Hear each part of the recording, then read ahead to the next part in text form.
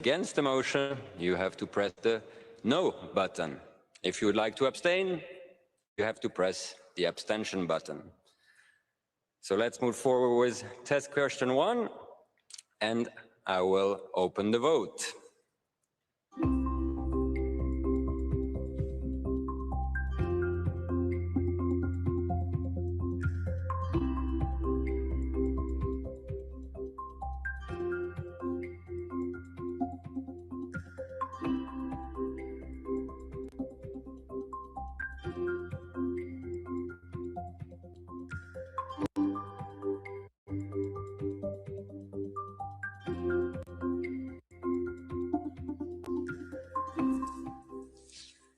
So the vote is now closed, and we will wait for the results to see if everybody is well awake.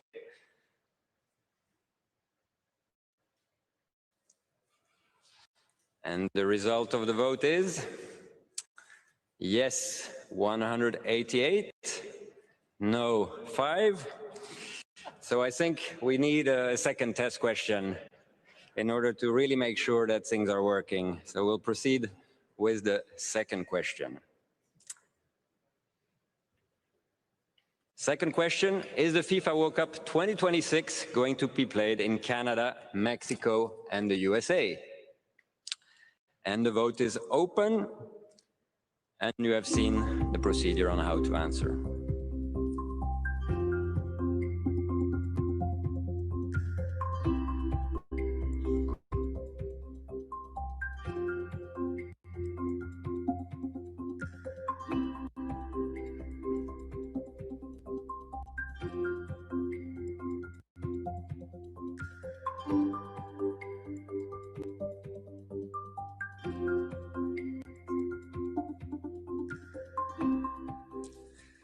The vote is now closed, and we will wait for the results.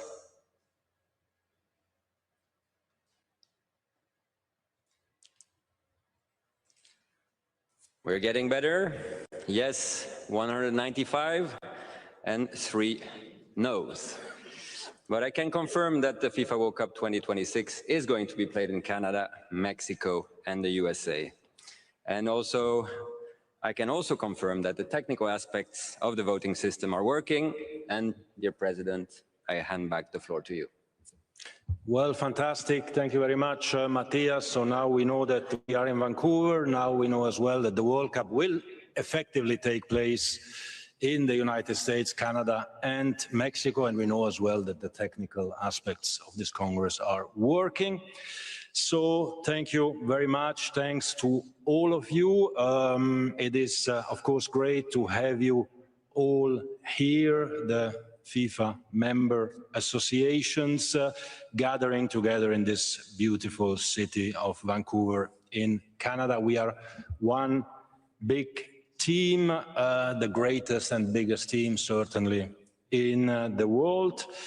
And in a second, we will show you a video of the unifying power of football.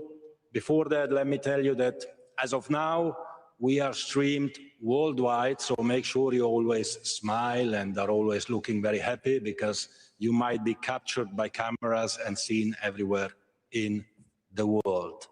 The broadcast streaming starts now, and the video to start the Congress as well, please.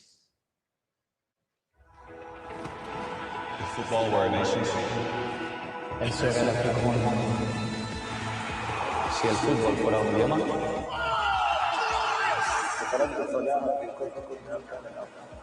No importa dónde estés.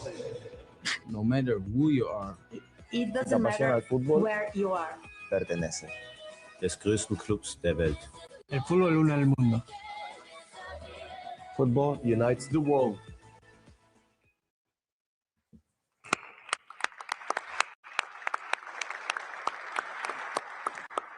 Yes, football does unite the world. So, dear vice presidents, dear council members, dear presidents, vice presidents, members of executive committees, councils, boards, delegates, legends who make our hearts beat always, and every year the heart beats a bit stronger, even if we run a bit less on the pitch. Congratulations also from my side to Team Canada, who won the tournament yesterday. I would like to welcome all of you, all our guests, the media representatives as well. Welcome here in Vancouver. Welcome to the 76th FIFA Congress here in Canada, and welcome as well to all those millions, hundreds of millions probably, who are watching this Congress live from home. A big thank you to the city of Vancouver and the province of British Columbia for supporting the organization of this event. We are truly, truly honored, and everyone has a great, great time here in Vancouver. So thank you for your warm welcome in your city, in your province, in your country here in Canada, which of course in June will co-host the World Cup. So let's pay a little tribute to Canada. पर मेरी गलती क्या है?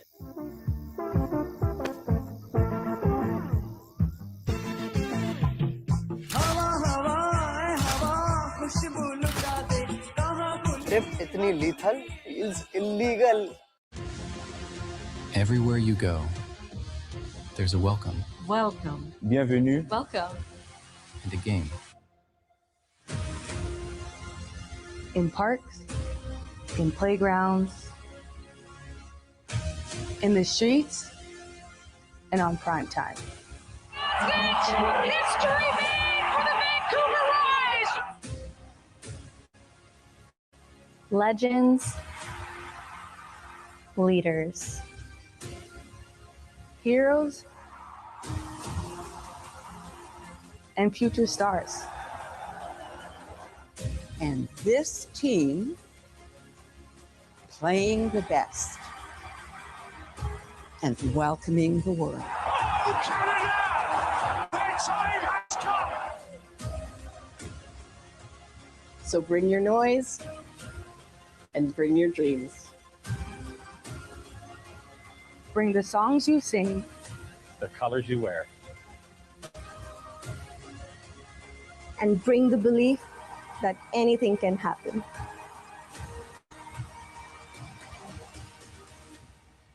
Because in a place like this,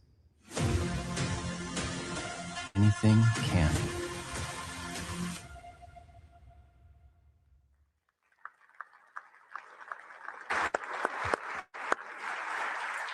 Fantastic video. So today, Vancouver is definitely the capital of the world, because the entire world convened here in Vancouver.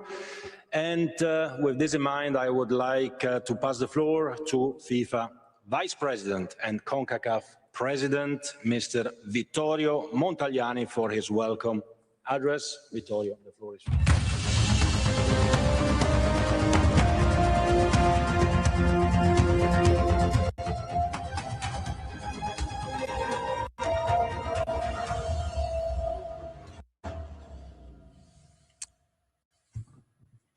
Thank you. Thank you, Mr. President. Bonjour tout le monde. Buenos dias. Good morning. Good morgen. Minister Vancouverton, Mayor Kensim, Minister Kang, Vice Presidents, members of the Council, and you, Member Association representatives. Welcome to Canada. Welcome to the traditional, ancestral, and unceded territories of the Musqueam, Squamish, and Tsleil-Waututh nations. And welcome to my home city of Vancouver. Before I begin, I want to take a moment to acknowledge Minister Vancouverton's presence here. Your support for the World Cup this summer and our sport from coast to coast to coast has been unwavering. We're deeply grateful for your belief and passion, and we're honored to have you with us today. I also want to acknowledge the role of my friend, Prime Minister Carney. At a moment when the world is looking for principled leadership, leadership that understands cooperation as a strength, his voice matters. So thank you, Adam. Thank you, Prime Minister. This is a very special moment in my professional journey, and it's not just professional, it's deeply personal. Just a few kilometers from here, in East Vancouver, as a 5-year-old boy, I first kicked a football at a club called Grandview Legion. I grew up surrounded by the game here, on local parks, on pitches, in clubhouses, and in the streets, where football meant identity, belonging, and pride. My teammates back then came from across North and Central America, the Caribbean, Europe, Asia, South America, Oceania, and Africa. Yes, all 6 of our FIFA confederations. Different languages, different cultures, but one game. Those are not distant memories. It is part of me, part of my life's journey.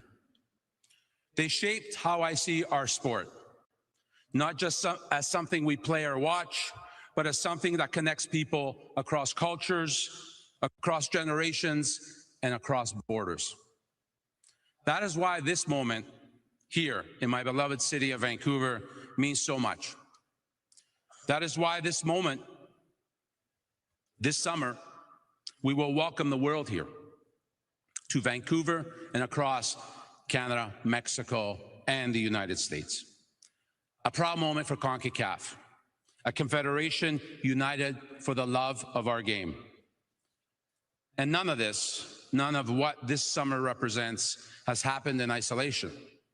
This World Cup is a testament to a shared commitment, a commitment to elevate our game and its impact. As I approach 10 years as president of CONCACAF, I also want to pay tribute to my fellow vice presidents, Alejandro Dominguez and Alexander Cheferin, who have been in the room alongside me for the past decade as well. As well, to our beloved FIFA General Secretary, Matthias Grassen, for your 10 years at FIFA. And of course, without saying, our FIFA president, Gianni Infantino, a decade at FIFA. Chapeau to all of you for what you have accomplished. Caro Presidente, caro Gianni. 10 anni fa sei entrato in una casa di FIFA che era in rovina. Il tuo impegno incrollabile per la crescita del nostro calcio ha riportato quella casa una realtà solida e consolidata. Questa crescita e il tuo impegno sarà la tua eredità. Caro Presidente, caro Gianni, un abbraccione.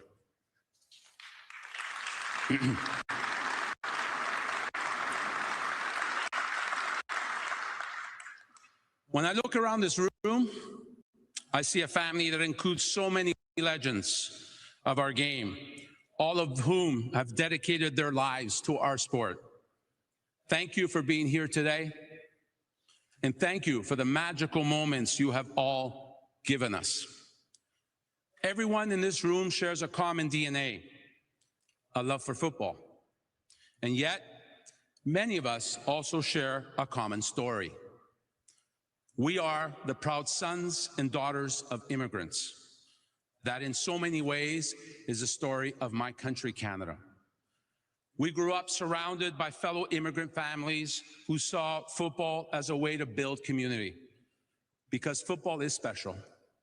And as glorious as the World Cup is and can be, football itself is much bigger. It's about more than spectacle. It's about impact. We are at our strongest when we remember what binds us. Right now, outside these walls, the world feels a little less stable. In many places, cooperation is weakening, trust is disappearing, and the rules that tie us together are being tested, if not ignored. Which is exactly why what we do here as members of the FIFA family matters so much. So let me be clear. FIFA is you, the 211 member associations and the 6 confederations. It is the people who work every day to bring the game to every corner of the world. Your coaches, your referees, your administrators, but above all, your players. The countless volunteers who serve and make this game great for everyone. In my 10 years leading CONCACAF, I've learned something fundamental at its core. When leadership serves the sport, not itself, the impossible becomes possible. A decade ago, CONCACAF faced serious challenges. We were bankrupt, morally, financially, and especially in terms of football. Rebuilding required transparency, accountability, and people who believed football mattered more than preserving the status quo. Because let me be frank, leadership is not about power. Leadership is about service. It's about making decisions for the many, not the few. And when leaders choose service, they can transform not just organizations, but the sport itself. Because at football, La Pelota transcends everything. It has no gender. It speaks no language. It knows no religion. It is something sacred and unifying. It connects 22 players on the pitch, thousands in the stadium, and all of us here today. Now, we stand at a moment that comes but once in a generation. In just over 40 days, the World Cup arrives in North America. Canada, Mexico, and the United States will proudly host. For the first time, 48 nations will compete for that beautiful trophy. For Canada, this is a first, a historic moment for a country that has been building towards this for decades. Para México, el honor de ser anfitrión por tercera vez. For Mexico, it'll be the honor to be the And for the United States, the world stage returns to its shores after more than decades. I'm proud, too, that 3 of our CONCACAF member associations would join our hosts. Panamá se han transformado en una verdadera nación de fútbol. El mundo ahora será testigo de su progreso. The world will see this progress. The smallest nation to ever qualify for a World Cup, Curaçao. Big heart, big passion, big spirit. And make no mistake, they are coming to compete. Et Haiti. Votre incroyable histoire est une histoire de persévérance et d'inspiration. Vous n'avez pas joué à domicile depuis 5 ans maintenant. Mais désormais, vous allez jouer sur la scène mondiale. Voilà ce que le football peut accomplir. I want to congratulate all of you for your achievements, but as I do to every qualifying nation. This is what is possible when we prioritize service over power. But the World Cup is not a final destination. It is a responsibility and an opportunity. We need to think far beyond this summer. We must strengthen our football ecosystems in every member association, invest in governance, better facilities, better coaching, and better opportunities for young players. Because behind every ambition, there is a face. A young girl in Beijing right now, dreaming of playing at the highest level. A young boy playing in the streets of Lagos, longing to be coached. A teenager in Auckland who will see his country on the world stage a few blocks from here at Vancouver Stadium this summer and think, that will be me someday. That's what this summer is really all about. That is a legacy we must create and continue to foster. So as we gather here, I want to say this very clearly. We know what can happen when leadership serves football. The potential of global football has never been greater. but potential counts for nothing without the right foundations. So whatever comes next, whatever role any of you go on to play in the future, that challenge does not change.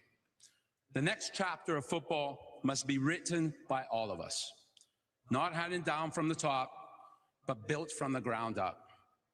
By every association, by every community that ever gave a child a ball and told them, you belong. Through all of us, remembering that we don't lead above football. We lead within it, for it, and above all, in the service to it. So let's welcome the world this summer. Let's celebrate every goal, every victory, every moment that reminds us why we gave our lives for this game. But above all, let us remain focused, united and committing to putting football first. Thank you for your leadership.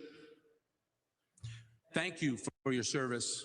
Enjoy the 76th Congress in beautiful Vancouver. Thank you.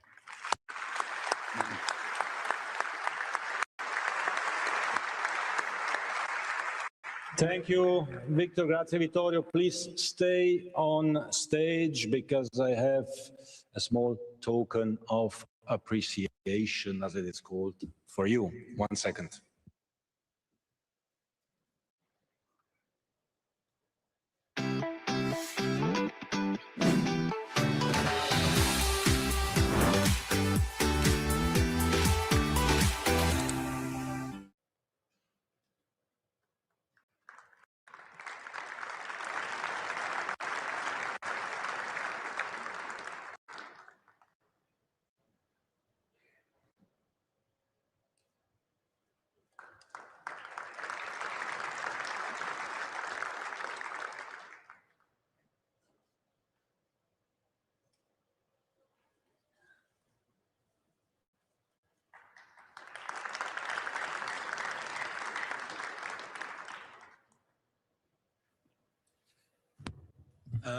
Now I would just like, as I am here, so I don't have to walk back and forth, I would like to call on stage the president of the Canadian Soccer Association, Peter Petruzzu Auguruzu.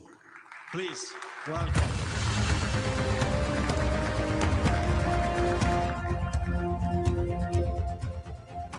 Yours, a token for you as well.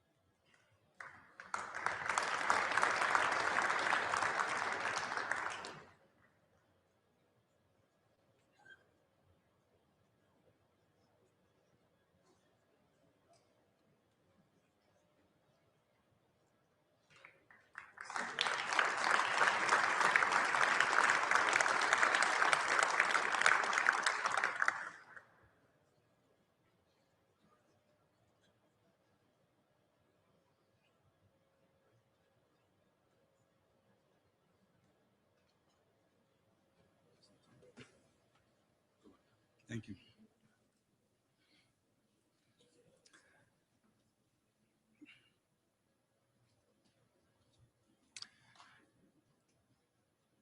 President Infantino, fellow Canadian and CONCACAF President and Vice President Victor Montagliani, distinguished delegates, honored guests, and friends from across the global family. Bienvenue à Canada et bienvenue à le Congrès de la FIFA. And welcome to the As FIFA President Congress. of Canada Soccer, it is a profound honor to welcome the 211 nations of FIFA to Vancouver and to welcome the world to Canada. You have traveled from every continent, every culture, every corner of our shared planet. You arrived speaking many languages, carrying many traditions, and representing millions who love this game. And for this moment in time, you're all at home here. Canada has always been more than a country on a map. It is a meeting place of cultures, languages, ideas, and dreams. People from every corner of the world have come here with their stories, their traditions, their talents, and their hopes. Together, these stories don't disappear. They become part of who we are. As we celebrate that diversity, we also acknowledge and honor those who have been here since time immemorial. Canada is built upon the traditional lands of Indigenous peoples, nations who have cared for these territories for thousands of generations. We offer our respect and gratitude for their enduring presence and their contributions to the fabric of our society. The world is Canada because Canada has always been shaped by the world. Our diversity hasn't diluted us, it's defined us.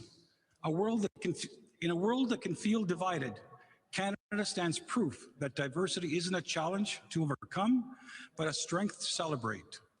Here, the world doesn't just visit, the world lives, works, learns, and thrives together.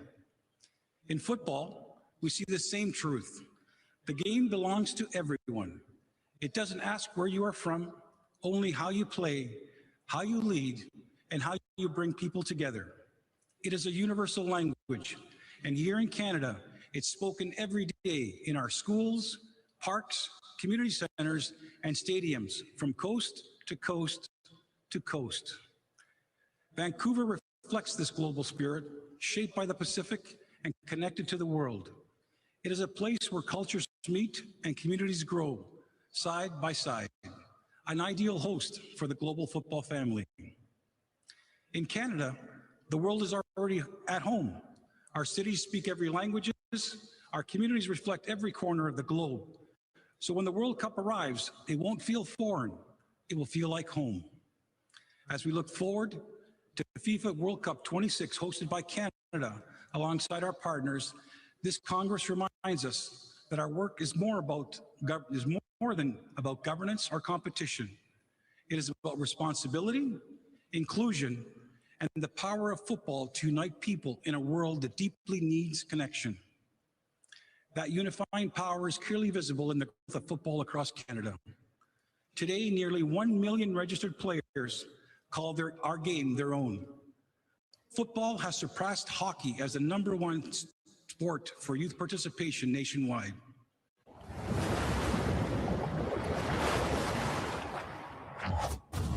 You live for moments like this. Moments that invite you into a space where preparation makes room for discovery. There's no hesitation, no what-ifs, just a steely calm and the certainty that you're ready. Ready for the unknown.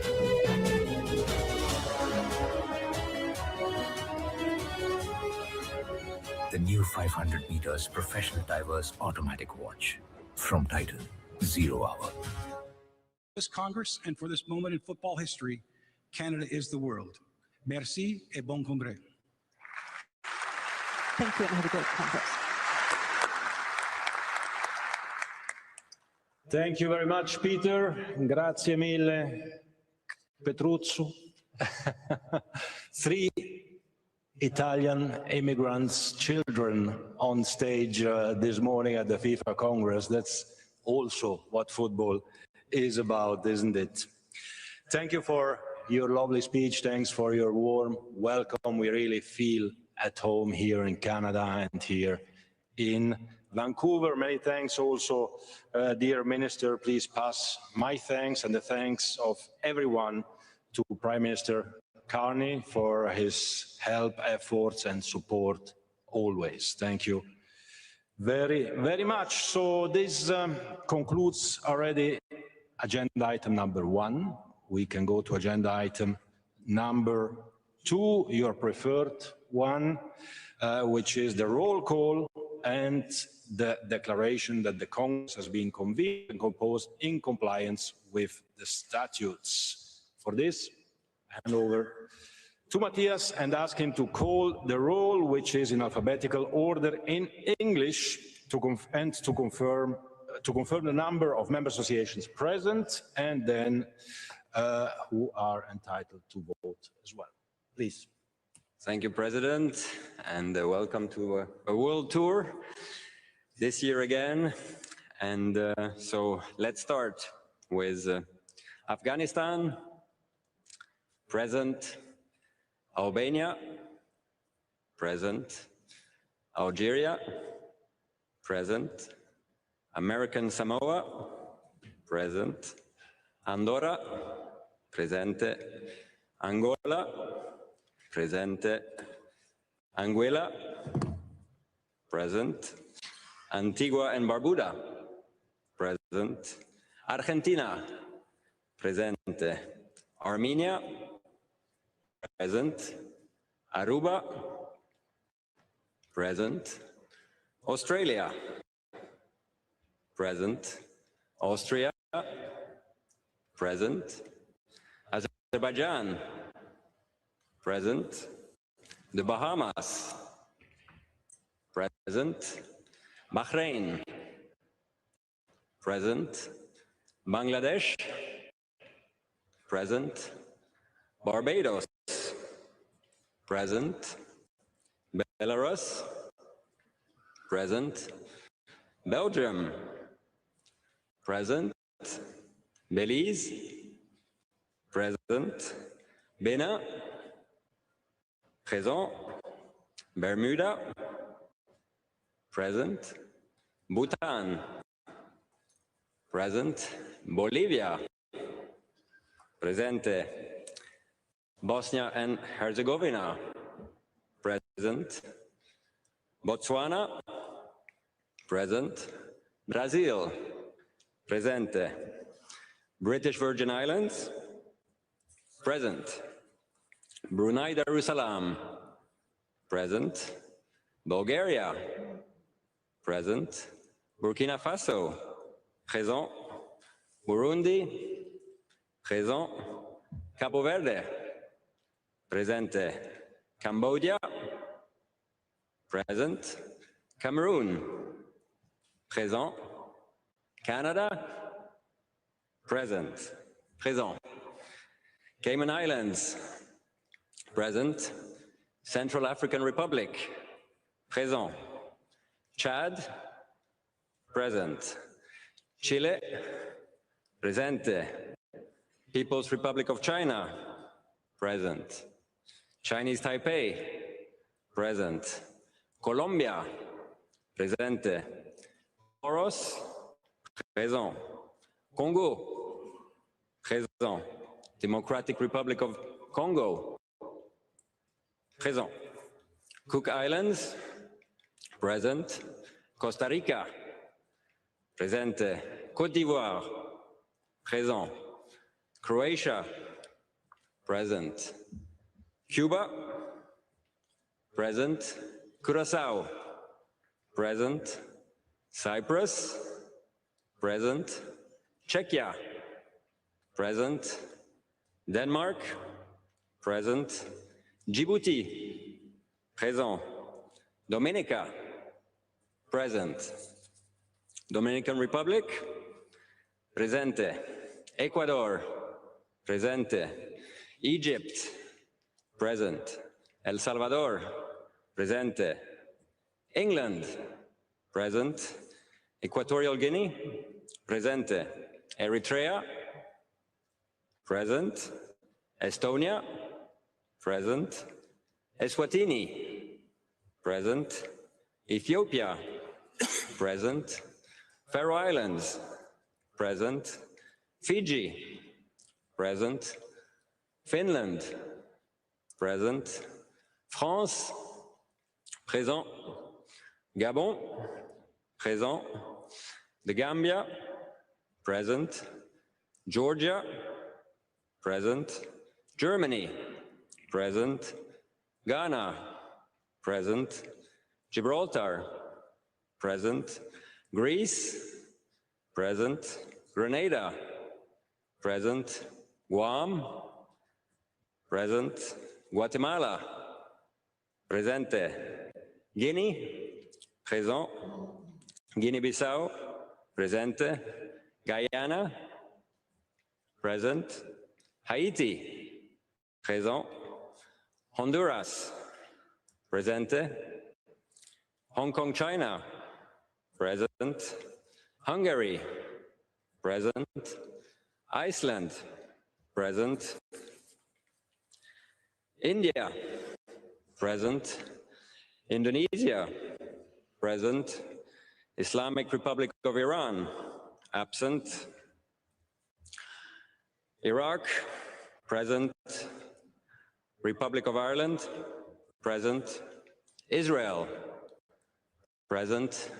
Italy, present. Jamaica, present. Japan, present. Jordan, present. Kazakhstan, present. Kenya, present. Democratic People's Republic of Korea, present. Korea Republic, present. Kosovo, present. Kuwait, present. Kyrgyz Republic, present. Laos, present. Latvia, present. Lebanon, present. Lesotho, present. Liberia, present. Libya, present.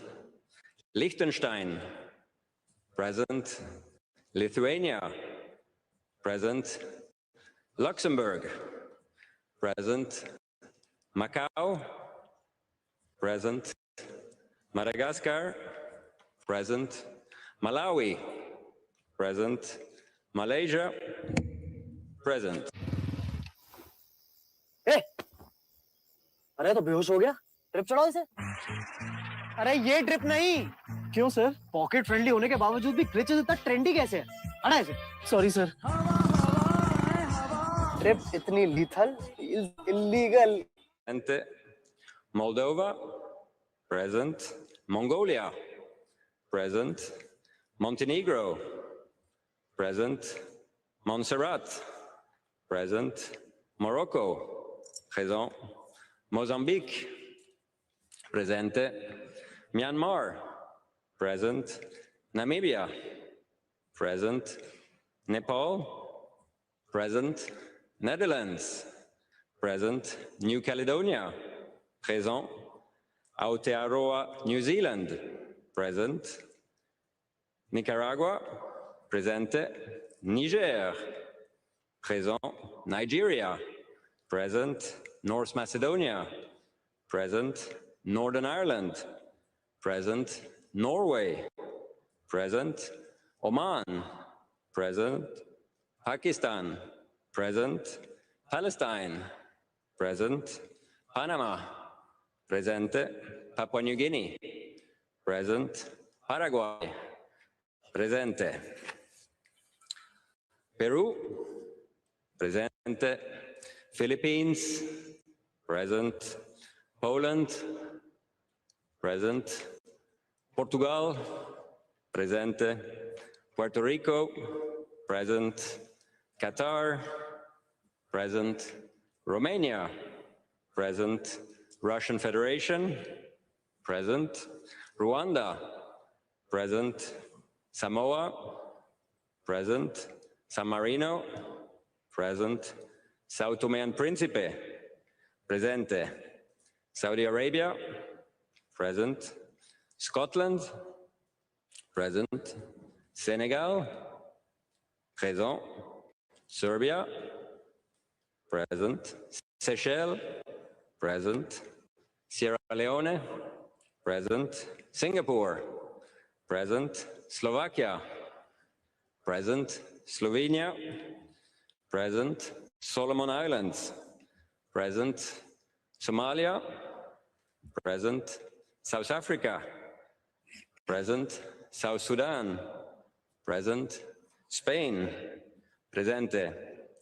Sri Lanka, present. St. Kitts and Nevis, present. St. Lucia, present. St. Vincent and the Grenadines, present. Sudan, present. Suriname, present.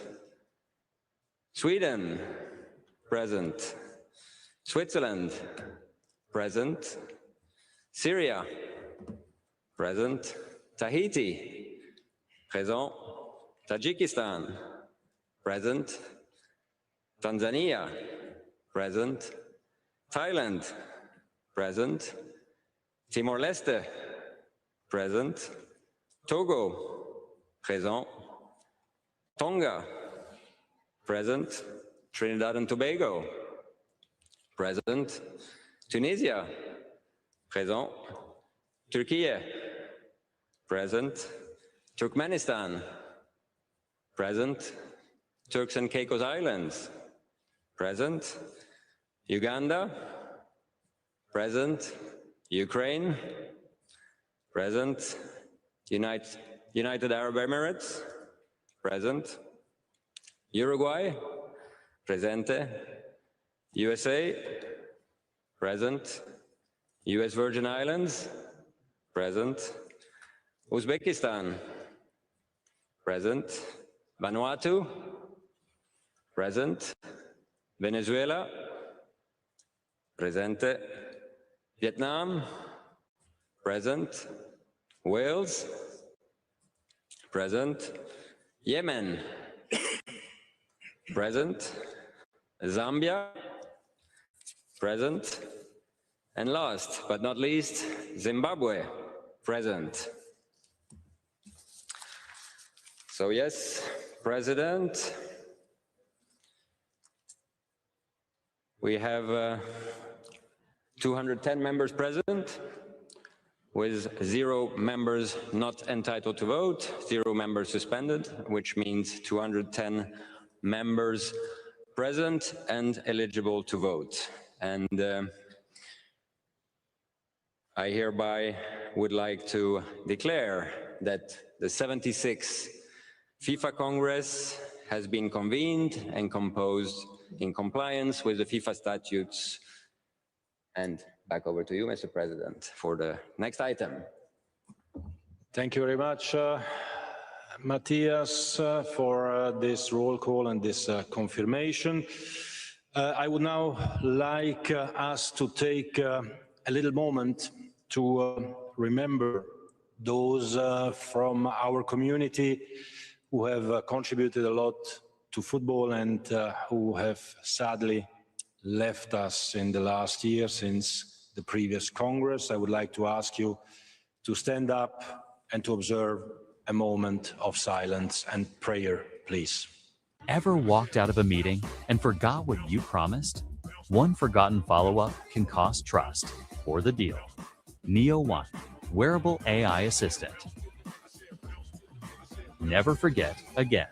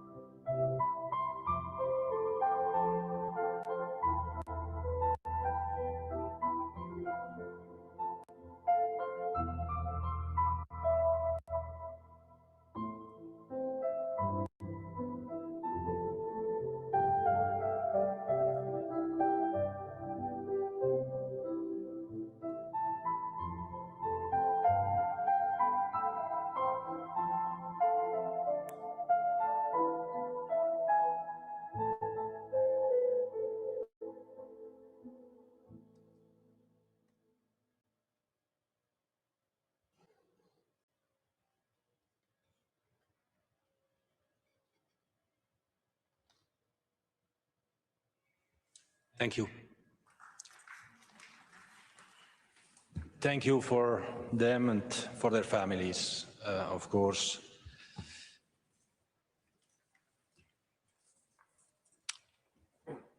So now we can move to agenda item 3, the appointment of scrutineers and the member associations to check the minutes.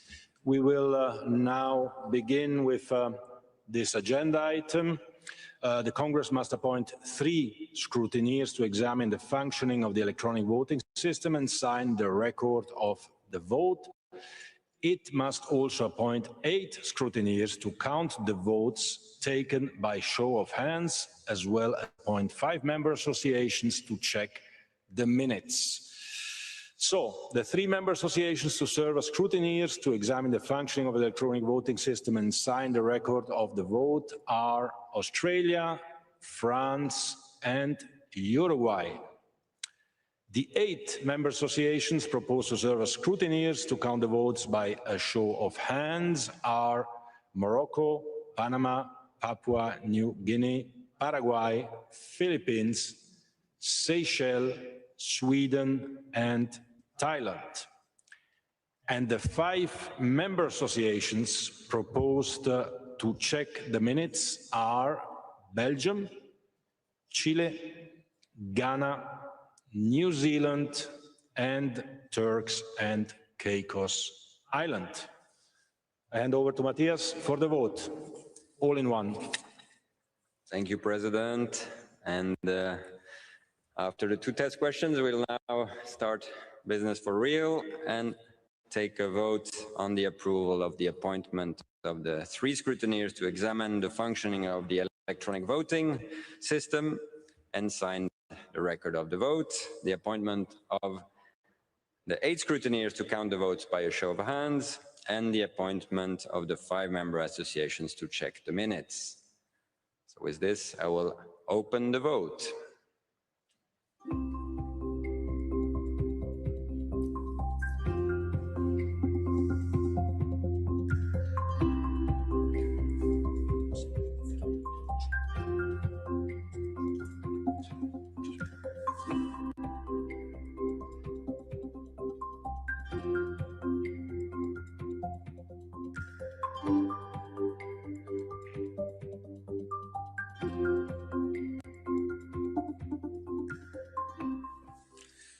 The vote is now closed, and we'll await the results.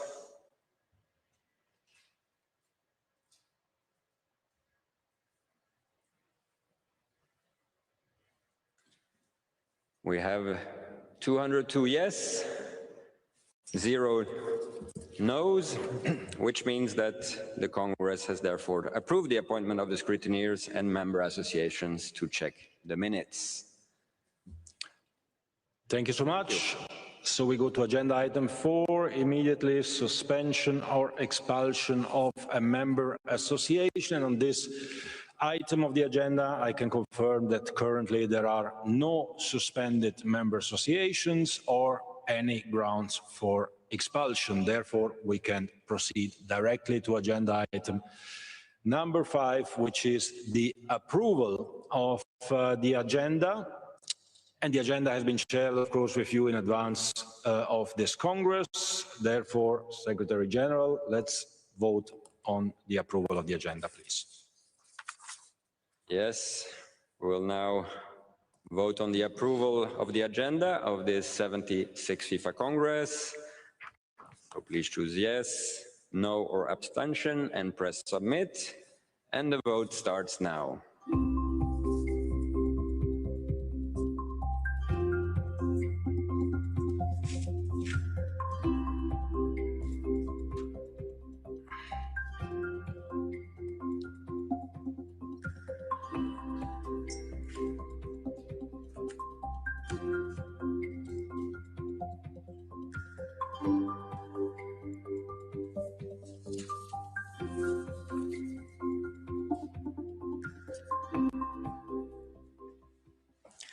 The vote is now closed.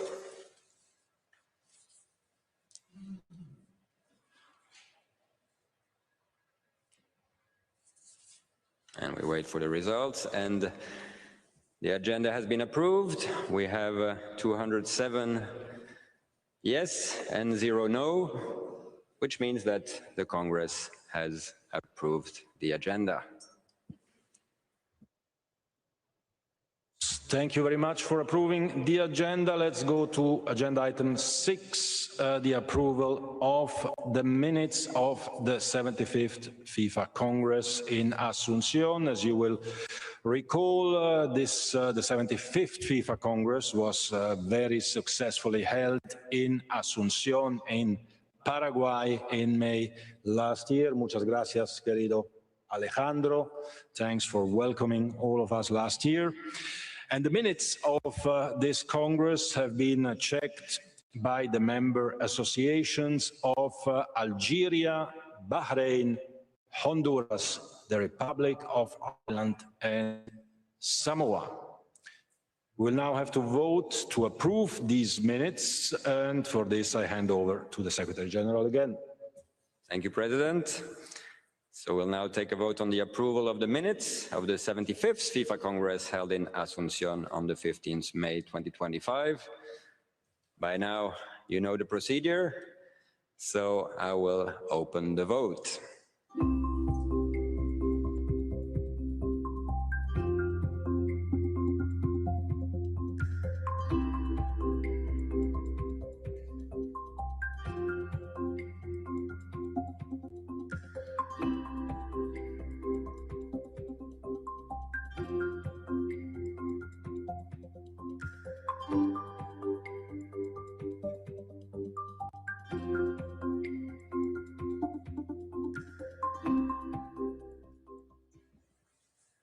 The vote is now closed, and we'll wait for the results.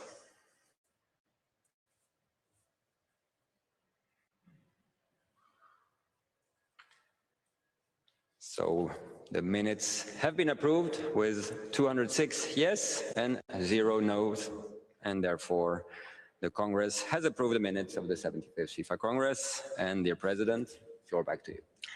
Thank you very much, Matthias. This year, 2026, dear friends, is a year in which records are broken.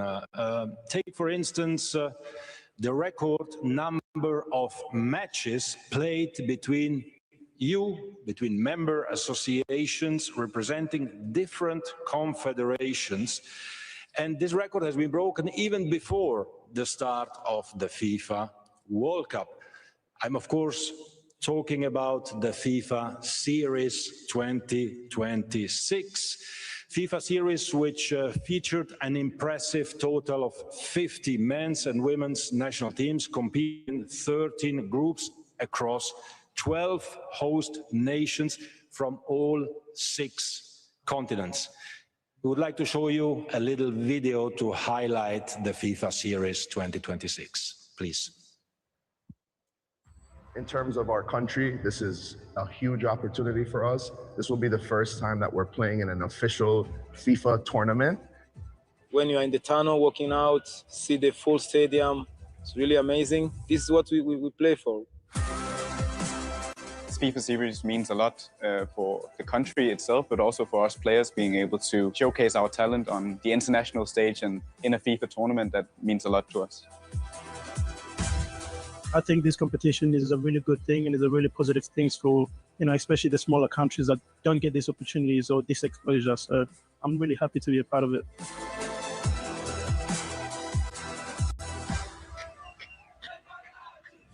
The FIFA series has enabled us to be able to measure up against teams from other parts of the world.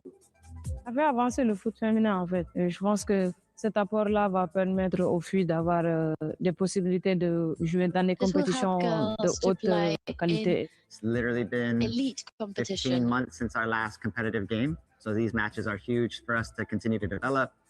We are able to come out to these parts of the world that we would have never been able to do. I think it's not just winning, like just to be here, to experience it all. When we had a good chance in front of the goal, the spectators were cheering for us. I didn't expect that.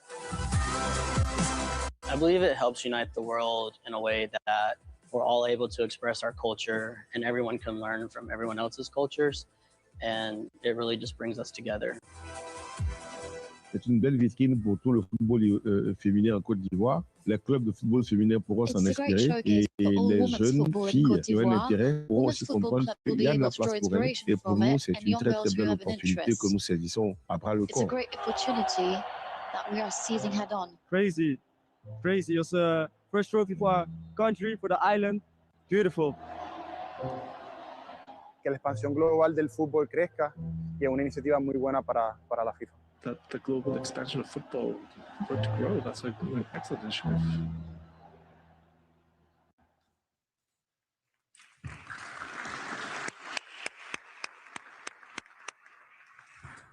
Beautiful, beautiful images. Thanks to all the participants, to all the hosts. So we are now passing to agenda item 7, which is the President's address. That's why I moved to the lectern to be able to address you in the most appropriate way.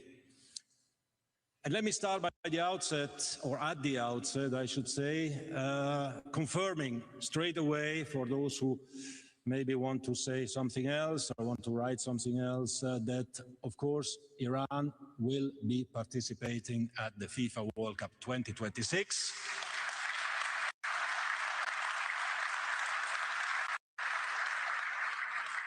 And of course, Iran will play in the United States of America.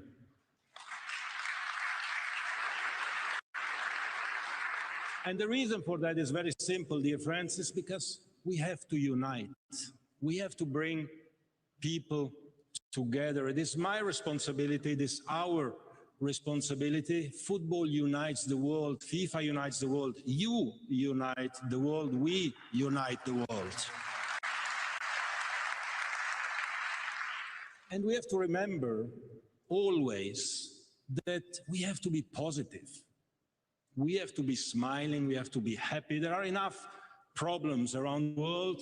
There are enough people who try to divide all over the world.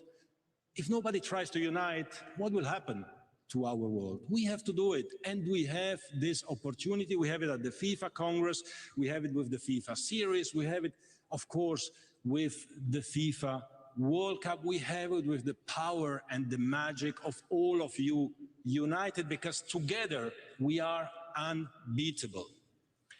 So we are having this Congress here in Canada. Thank you again to Vittorio. And this actually is the 5th confederation hosting a FIFA Congress in only 4 years. This is also bringing people together. When we speak about the World Cup, we will have from 2026 to 2034, again, 5 continents hosting the Men's World Cup, and similarly for the Women's World Cup as well, from 23 to 35 we will have 5 different continents being able to unite the world and to bring the world together. But now in actually precisely 6 weeks from today, we kick off with the greatest FIFA World Cup. Well, we will definitely unite the world. You know it, 3 host countries, Canada, Mexico, United States, 16 incredible host cities. Trip itni lethal feels illegal. Glitches on Forward by Mitra. Of those who qualified for this World Cup, they will play 104 matches. So for the Americans or Canadians in the room, 104 Super Bowls in 39 days, with 7 million fans in the stadiums, with tens of millions around the host cities and the host countries, with 6 billion viewers. If this is not enough reason to be positive and to be happy, then I really don't know what more we can do. But let's have a look at a short video.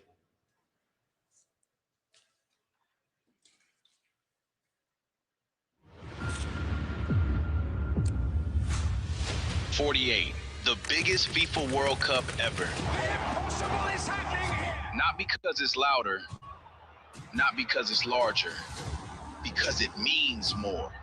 More moments to say, Nos vamos, on est là.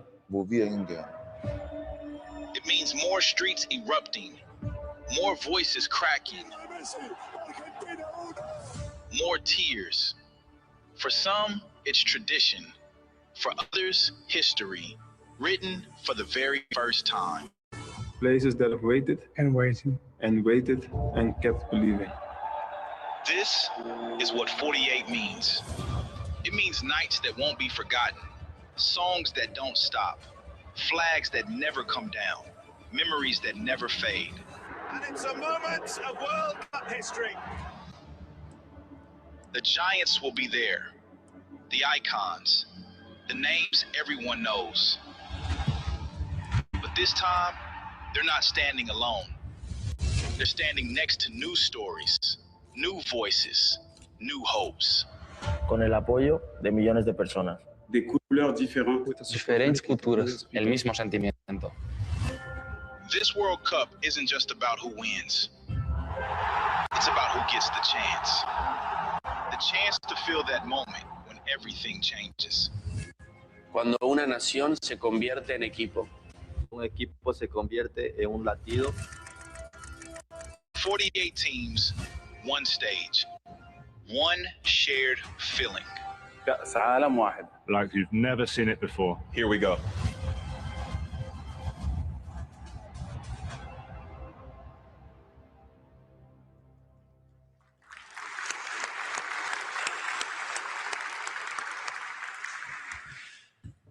Dear friends, it is now, as you know, 10 years that I'm president of FIFA, that I have the honor and the responsibility as well to represent all of you.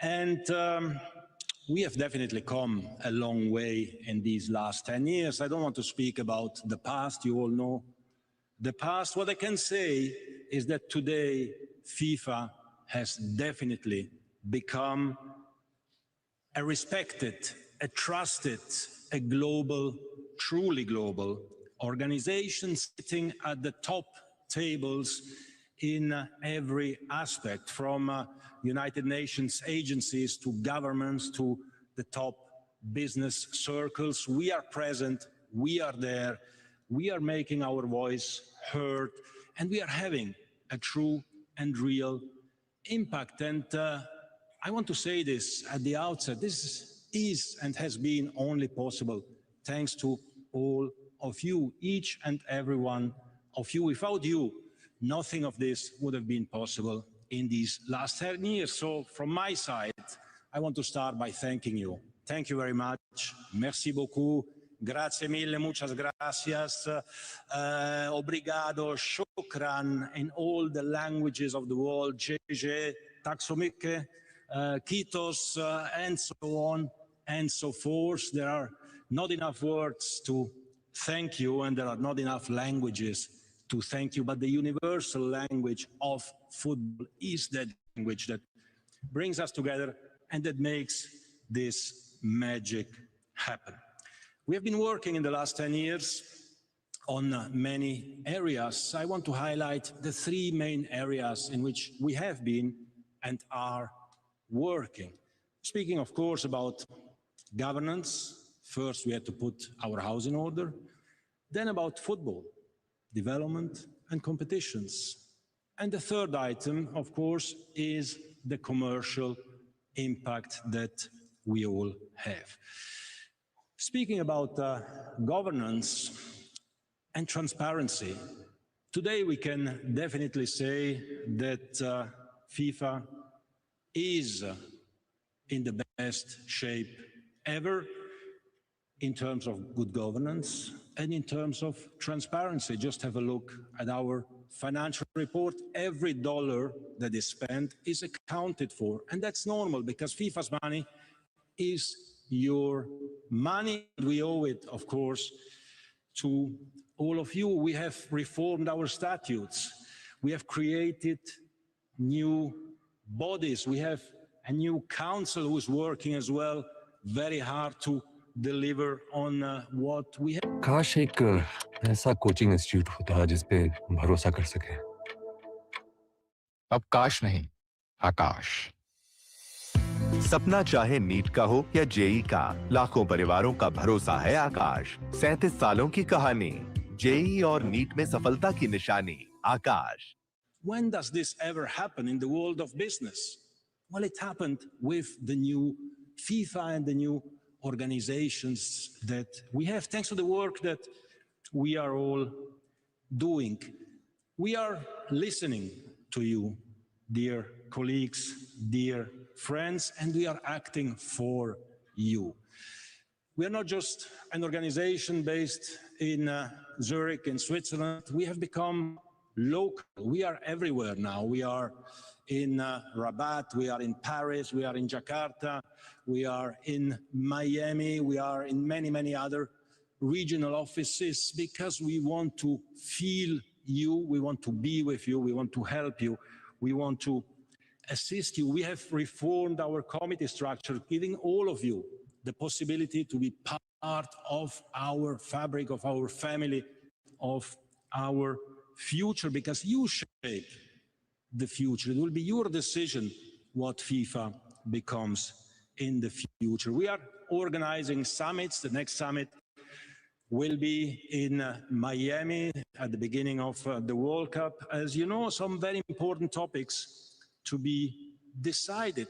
This impact that we had in bringing our governance on the right level and on the right speed allowed us, of course, as well, to take measures such as the COVID relief fund, where food stopped everywhere in the world.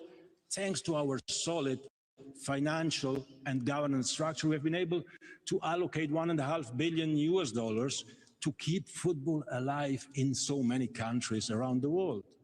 We would not be able to do that if it wasn't thanks and for you. We have created a clearinghouse, topics that nobody speaks about, the clearinghouse for the payments of the youth solidarity programs on the transfers of each player. When a player is transferred, some money should go to the clubs where this player was registered from the age of 12.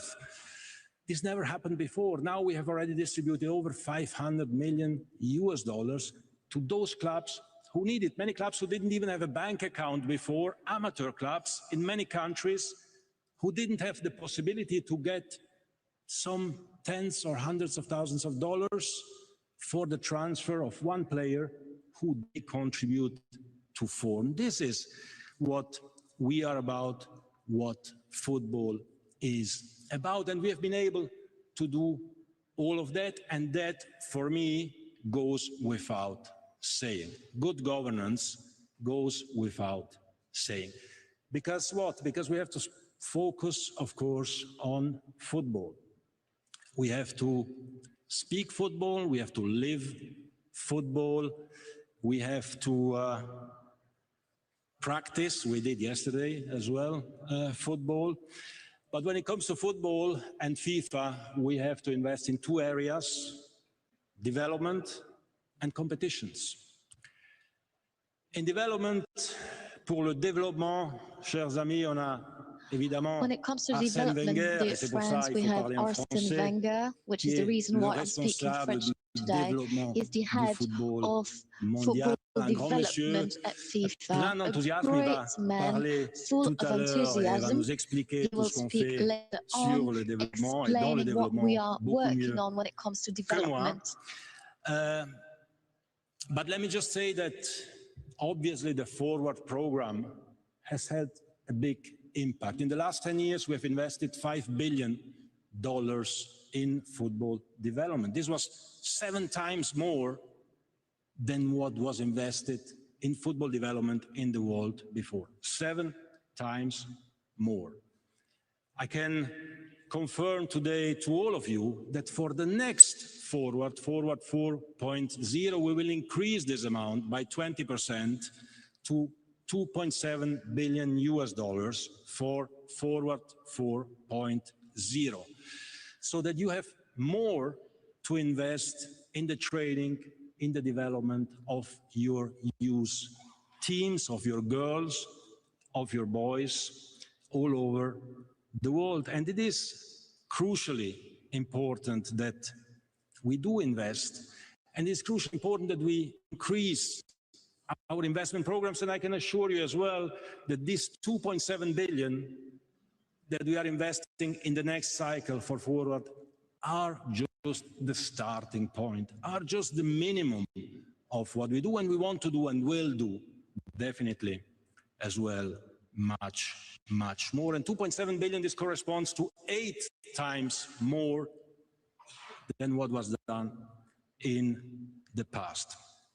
So, on top of the Forward program that you all know by heart so far, we have many other development programs. We have the talent development scheme to give every talent a chance everywhere in the world. We have football for schools in over 100 countries. We have the FIFA arenas. We want to build over 1,000 FIFA arenas by 2031. It will be many, many more, because it's so beautiful that everyone wants these arenas and wants to invest and help us investing in these arenas. We have, of course, the FIFA academies. We want to have 100 FIFA academies in 100 different countries by the end of next year. And we will get there, of course. We'll get there again, thanks and with the help of all of you. And of course, we are together as well investing in the women's game, and Jill Ellis will speak to you about that, again, much better than what I can do, because we believe in women's football, because women's football has made incredible progress, because we created new events, new competitions, but we are targeting the investment, because the day before yesterday, the Council, and I thank the Council very much, agreed to have an Afghan national women's team participating in official competitions. Thank you very much for that.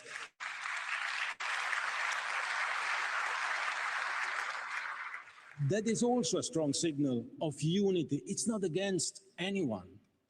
We are not fighting anyone. We are not fighting at all. We are including.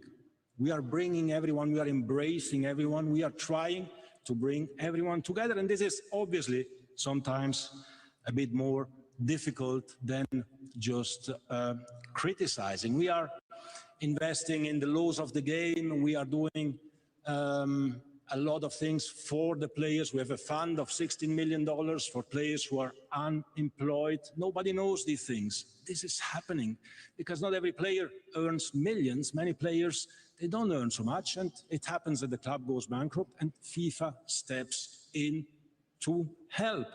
We have increased the substitutions, 5 substitutions to help players as well. And we are trying to make the laws of the game catching up, I should say, with the time. We don't want time wasting. We want respect. If somebody leaves the field of play without being authorized by the referee, from now on in FIFA competitions, he will receive a red card.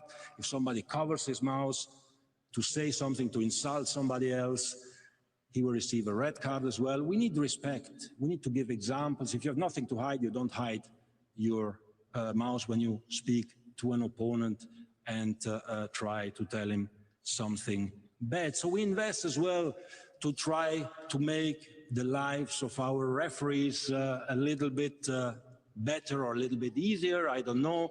But also there, Pierluigi Collina will present to you shortly some of the activities that he and his team are involved in, not just VAR, but many other topics.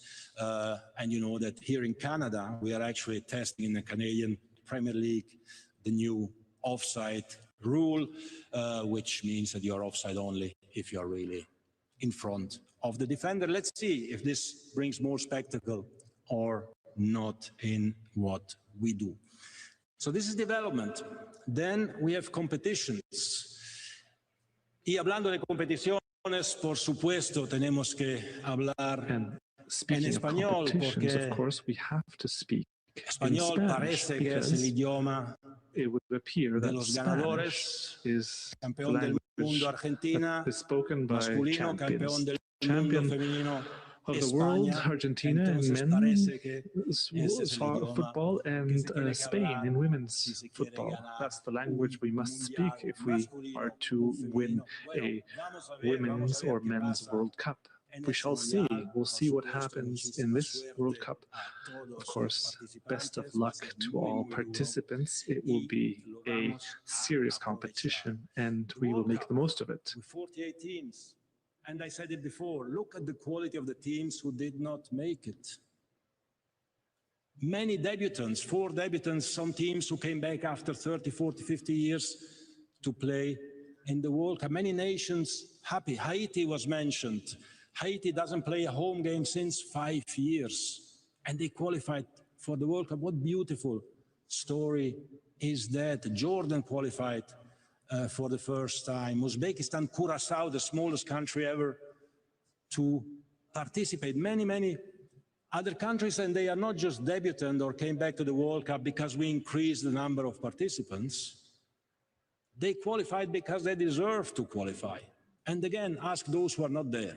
They will tell you that those who are there won in a deserved way. And on top of the World Cup, we organize other competitions and other events. We created a new Club World Cup, the FIFA Club World Cup, last summer. Many of you were present. It was a resounding success, 40,000 average spectators, over 2 million people, 2.5 million in the stadiums, 2.7 billion at home, 2.2 billion revenues.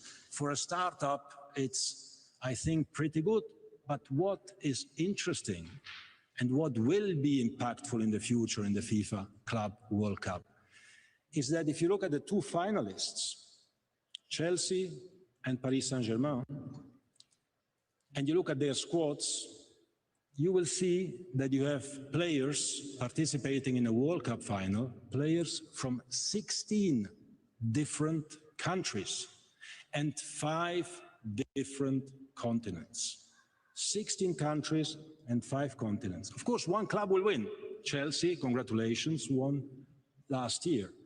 But you have 5 continents, 16 countries involved in a final of a FIFA club competition, a top professional competition. This is important, and this makes football develop. We did the same for the women's game. We created a FIFA Women's Club World Cup, first edition in 2028, a FIFA Women's Champions Cup as well. We increased the number of participants in the FIFA World Cup from 24 to 32, and as of next edition to 48. So we are investing in our top competitions, but we need to prepare for them. And that's why we invest as well in our youth competitions. The under 20, of course, the women's under 20 will take place in Poland this year. DPR Korea is reigning champion. The under 20 boys, congratulations to Morocco, who won in Chile last year.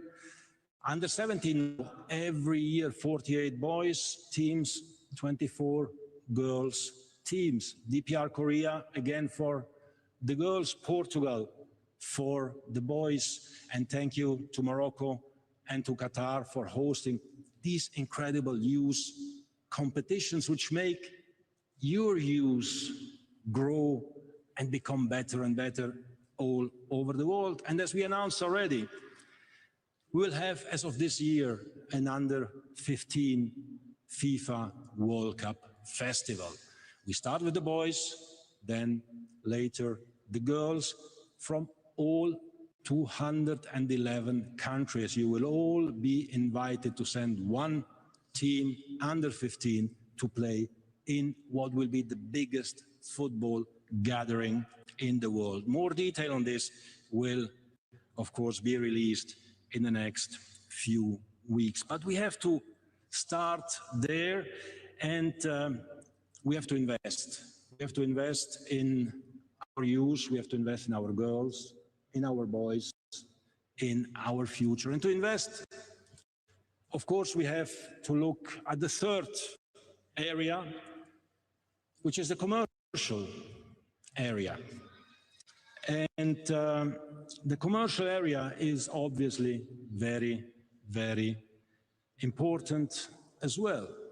And now that we have fixed our governance, that we have reformed our competitions and our development programs, we can really look at the commercial structure and at the commercial impact, because the commercial impact of football is globally as strong as ever.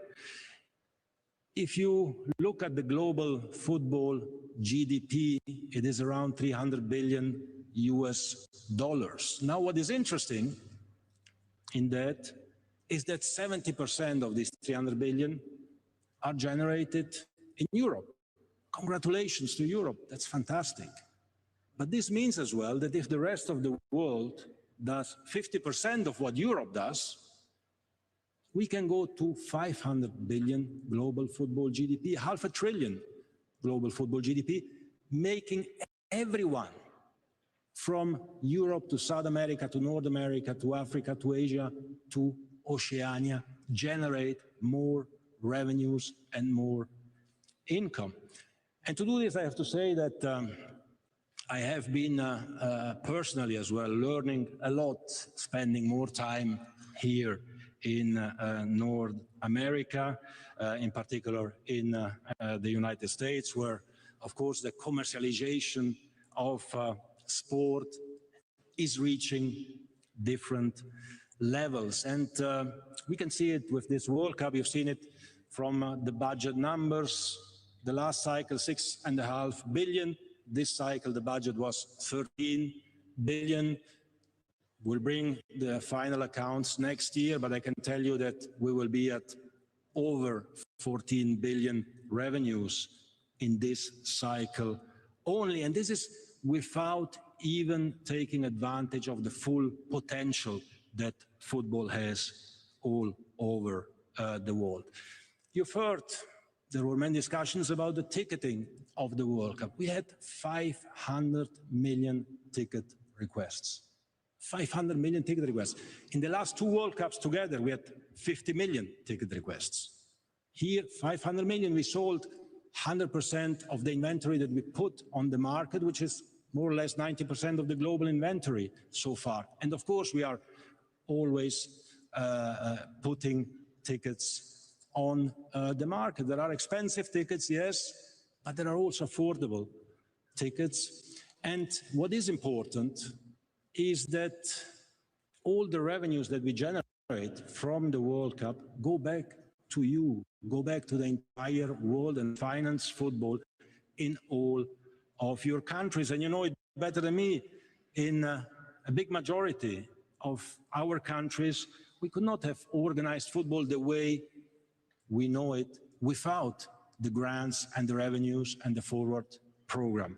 So I think we need to continue to focus on that. Of course, not just ticketing, but also television, media, sponsorship, and you name them. But what is the most important point for me is that whatever we do in FIFA is guided by one principle, one very simple principle. FIFA has 211 members, and all 211 are equal. You are all equal to us. We will not let anyone behind. We will invest and we will generate and we will contribute to make sure that all of you, all 211, are brought into the global fabric of football, and that the benefits that we can generate from a World Cup, from a Club World Cup, from a Women's World Cup, from a Women's Club World Cup, and so on and so forth, go back to the entire world, because we want to give every child in every corner of the world an opportunity, a chance, a possibility to dream and to believe that he can make it. And even if he or she doesn't make it, at least to spend a happy moment together in playing football. So this principle of 211 member associations being equal, 211 member associations deciding together where to go, is something that we will keep, that I will keep always with me, because you are the decision makers. You will shape the future, your future, and the future of FIFA. And as far as we are concerned, well, myself, the administration, the council, all the committees, the legends, everyone will continue, of course, to work hard to deliver for all of you, for all 211. So, in conclusion, let me just say that more, actually much, much more will come. So, get ready. Thank you very much.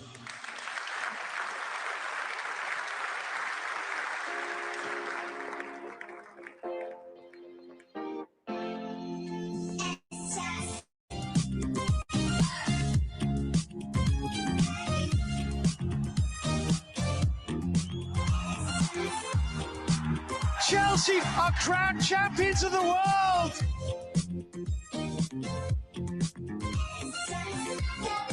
That's the shot and the goal! Finally, they found the back of the net! The path that the World Cup has made the last almost 100 years, it is remarkable, and the way football has grown as well.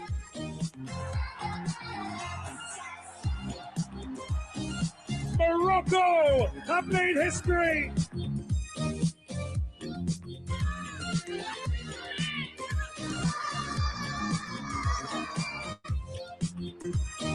Korea, DPR, they are back-to-back World Cup winners. Portugal are the under-17 world champions. Oh, Canada! Hey, Mexico! United States of America!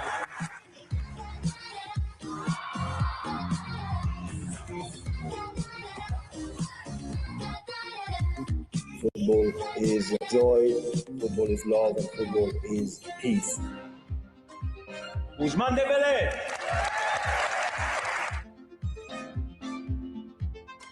Matvei Safanov, the hero, has gifted Paris Saint-Germain their first FIFA Intercontinental Cup.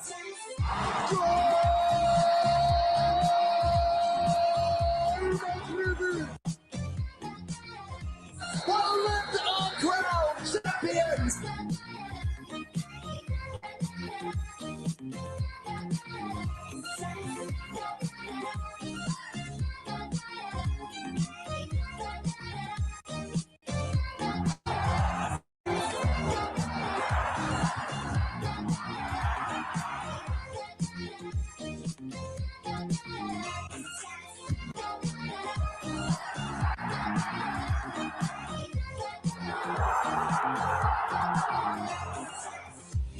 DR Congo is going to the World Cup!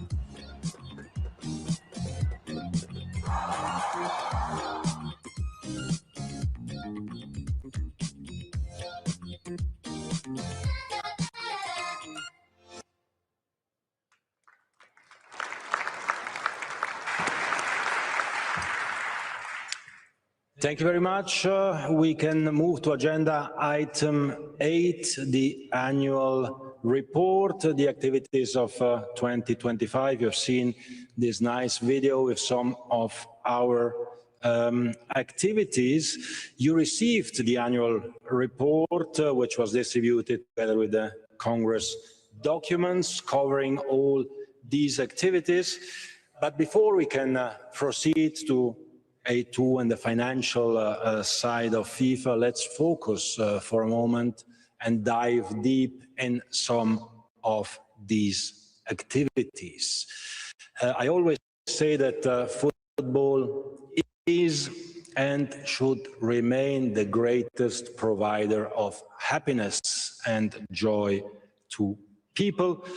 The smiles that brighten the faces of young girls and young boys around the world once they kick a ball are speaking volumes. And all of a sudden, anything is, of course, possible. They can explore their talents, develop their skills, but in this respect, no one knows more about nurturing and empowering talent than our Chief of Global Football Development, Arsène Wenger. So I would like to invite Arsène on the stage to give us an update on the program that he and his team are running with all of you, the member associations. Arsène, the floor is all yours. Thank you. Dear President, dear ladies and gentlemen, dear football world, because the whole world of football is here. I stood in front of you in 2023, launching the talent development scheme. So I believe it's interesting for you to know today where we stand. 3 years later, we have more than 190 member associations who signed up to our talent development scheme. We are running 600 projects tailored to your specific needs. You can ask what is a project. It can be anything that is needed in your MA, can be talent identification, can be a technical director, can be organizing competitions. I personally chair the committee who gives out these funds for these projects, and don't worry, we control that it is spent in a very efficient way. We have actually 55 active academies. We'll be at 70 in 70 different countries. Our target is in next year or in the next 1.5 years after to get to 100 academies. And overall, we have launched as well the training center, who is a huge success, the FIFA Training Center, free of access to everybody. And we reach millions of coaches who have no licenses all over the world. So let's see a little bit how that works. Practically with our film. The player of today must master 3 things: the ability to read the game and analyze each situation, the ability to make the right decision under pressure, and the quality to execute. But the quality of the execution needs to be developed early in life. That is why playing opportunities are essential. Whether at school or in grassroots competitions such as under-12 leagues, children must have the chance to play, guided by coaches who inspire them and help them stay in the game. Every country needs domestic competitions. It is the responsibility of each member association to provide this for their players. From this larger pool, talent can be identified, something that was neglected in many countries before. And the pathway to high performance begins. Through the FIFA Talent Development Scheme, FIFA Talent Academies provide the environment where the most promising players train regularly and play with and against the best.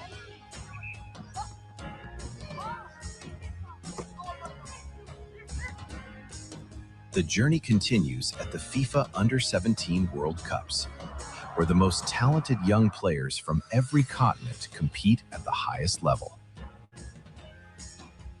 From the first touch to school and grassroots competitions, to FIFA Talent Academies, to the FIFA Under-17 World Cups, and beyond. This is the journey every talent deserves, a pathway to elite football.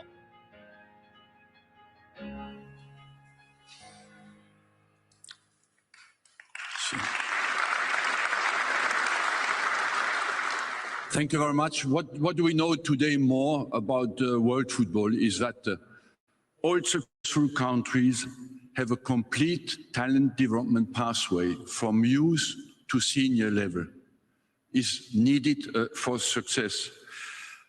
What do we know as well is players need today to begin developing their skills at a very young age. We go very much down. We're starting to play. Some countries now start at 4. And football is fun, enjoyment, but as well, it is as well a job. It has become a job that you have to learn like any other job and where you have to start very young. And that is something that is very important. Where have we improved? You know that basically it is about talent identification, what was not very well done. And the positive news all over the world, there is an awareness today that it is important to find the talent. Other sports do it.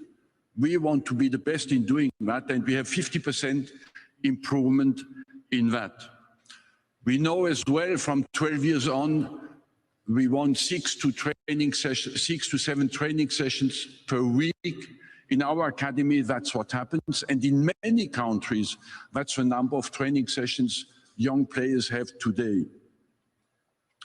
We have as well, we have learned by our ecosystem analysis that international experience at a young age is important. You find many players, we have many great players here today.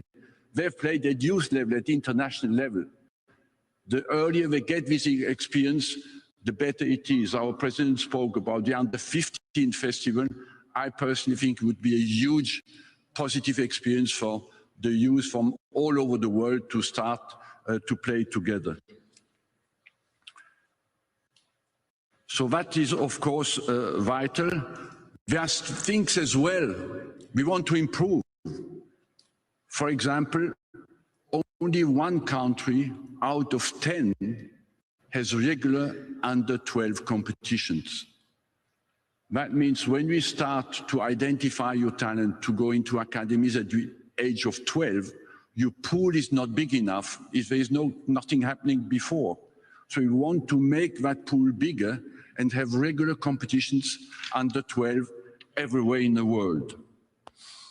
So that's, of course, a very important challenge that we have together. Where do we go from there? What do we want to do is to make football better, more spectacular, all over the world in every single country. And therefore, we need your help. We are there to help you, but we want that to be a togetherness in our effort. So we want to produce tomorrow's player. How will he look, the player of tomorrow? That is an interesting challenge that we can raise. I personally believe that the tomorrow's player will be a player with a perfect short technique. It will be as well a player who is perfectly both left and right-footed, gives him angles. He's a player who can dribble right and left, and we see already players emerging now at the top level. You cannot even say are they right or left-footed. So that is certainly very important in the future. We see as well that with the speed of the game, the modern player is agile, he's mobile, he's light on his feet. So we want to develop that as well at a very young age. And he's a guy who has or a girl who has an optimal balance between physical power and intelligence. And the last thing I believe our challenge we have together as well is he is mentally equipped to deal with different stressful situations. Football is becoming more important. These guys are under pressure, so we have to prepare them as well to deal with stressful situations and deal with it in every kind of situations. We have big examples where the players lose it sometimes, and we want to prepare them to deal with that as well. Thank you very much for your attention.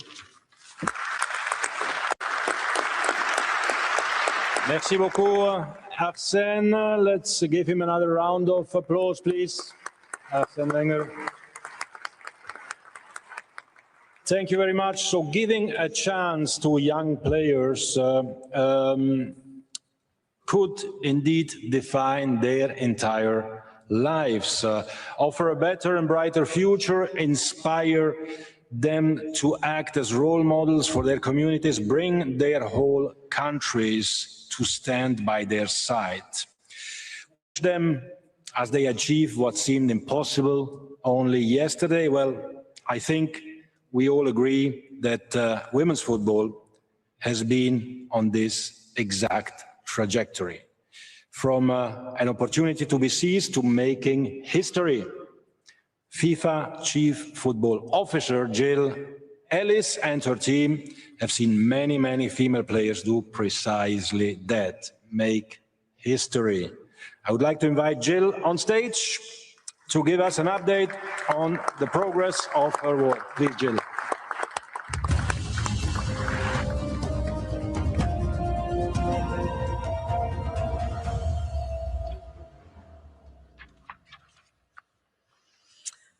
Thank you, dear President, Council members, delegates, ladies and gentlemen. Every coach knows instinctively the moment, that split-second decision in a match that changes everything. Act and you shape destiny. Hesitate and the moment is lost. Football rewards those who move first. The most successful leaders don't wait for perfect conditions. They recognize opportunity and they act decisively. Women's football is that opportunity. The numbers confirm what the streets already know. 2 billion watched the Women's World Cup last time. Over 1 million Brazilians saw Corinthians face Arsenal in the Women's Champions Cup final. 75,000 filled the stadium last month in the Asian Women's Cup final. These aren't just numbers, they are signals. The audience is here, and the demand is real. Women's football has arrived, and it sits at the heart of a broader ambition, to make football truly global. Yet for some, women's football is seen still as an obligation. That mindset doesn't just limit progress, it misses the point. Investing in women's football is not something you have to do. It's one of the smartest decisions you can make, economically, competitively, and for national identity. The moment a small nation beats a giant, when a team no one believed in makes the world stop and watch. When a 93rd minute goal makes grown men weep and children believe that anything is possible. When a national team delivers, the reaction is universal. Football fans don't celebrate men or women, they celebrate heroes doing extraordinary things. And those acts bring people together. We see it every day. Millions engaged online and in person. When traffic stops in Madrid and a world champion is crowned. When the Philippines beat New Zealand and the internet breaks in Manila. When Morocco reaches the round of 16 and the cafes in Casablanca erupt. And then there are moments that go beyond football. When the Afghan women return to the world stage, a voice reclaimed. These moments aren't about gender. These moments are about national pride, belonging, feeling a part of something bigger. And that is the power of football. Different contexts, the same feeling. At FIFA, our role is simple. Create the conditions for those moments again and again and again. For players who deserve a stage, for clubs who deserve investment, for national teams who deserve to compete. Because none of this works in isolation. When the whole game moves forward, everyone wins. Next year, we're taking the FIFA Women's World Cup to Brazil, to South America for the first time. Who will be the debutantes of 2027, the next Haiti, Panama, or Portugal? For our clubs, Global competitions will raise standards and unlock value. These platforms will drive investment, increase visibility, and create lasting growth. But competitions alone are not enough. Progress hinges on bold leadership. The organizations that move first will shape what comes next. It may not be the biggest ones, but the most decisive. The federations that recognize this opportunity today will be the champions of tomorrow.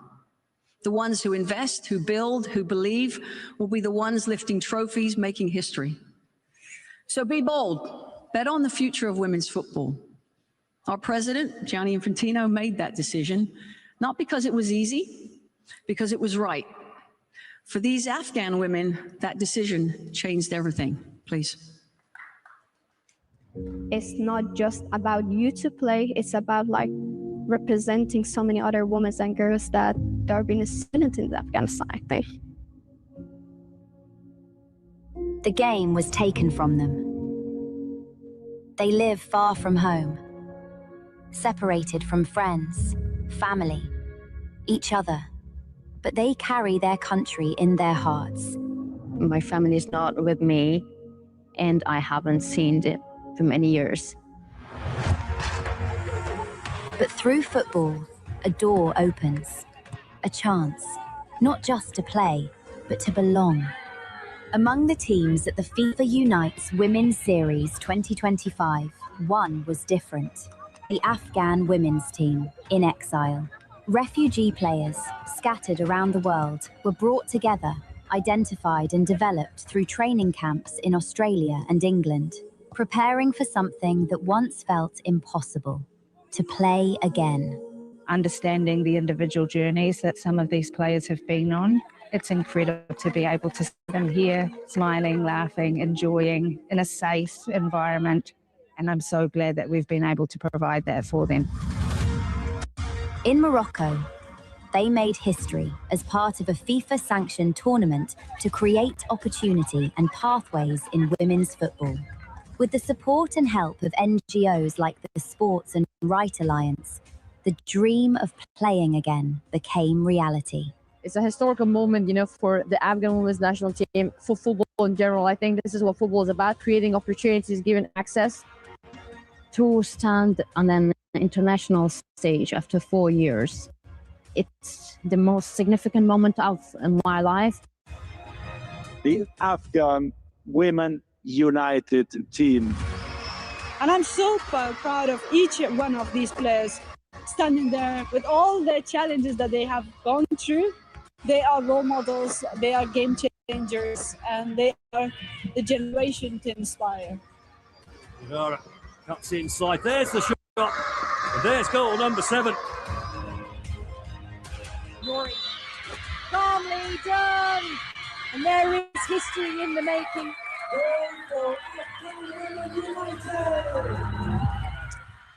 Thank you so much for your time, your attention. Enjoy the Congress. Dear President, thank you. Thank you very much. Thank you very much, Jill Ellis. Big round of applause for Jill, please. Thank you. So now, what is one dream that all professional players, men and women, have in common? Well, it is to play, of course, in a World Cup. So what is the dream that all referees have in common?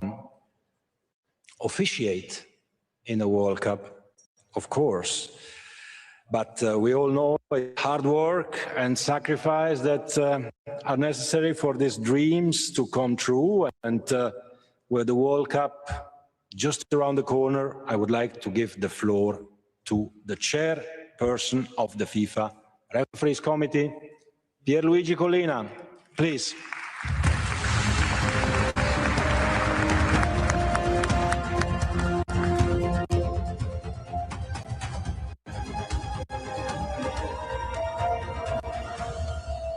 Thank you very much. Good morning, everybody. Dear FIFA President, dear FIFA Council members, dear FIFA delegates, guests, it's a great pleasure for me to be before you this morning on this stage at the 76th FIFA Congress in this beautiful city of Vancouver, one of the 16 host cities for the World Cup, for the FIFA World Cup 2026. And speaking of the World Cup, let me show you a short video.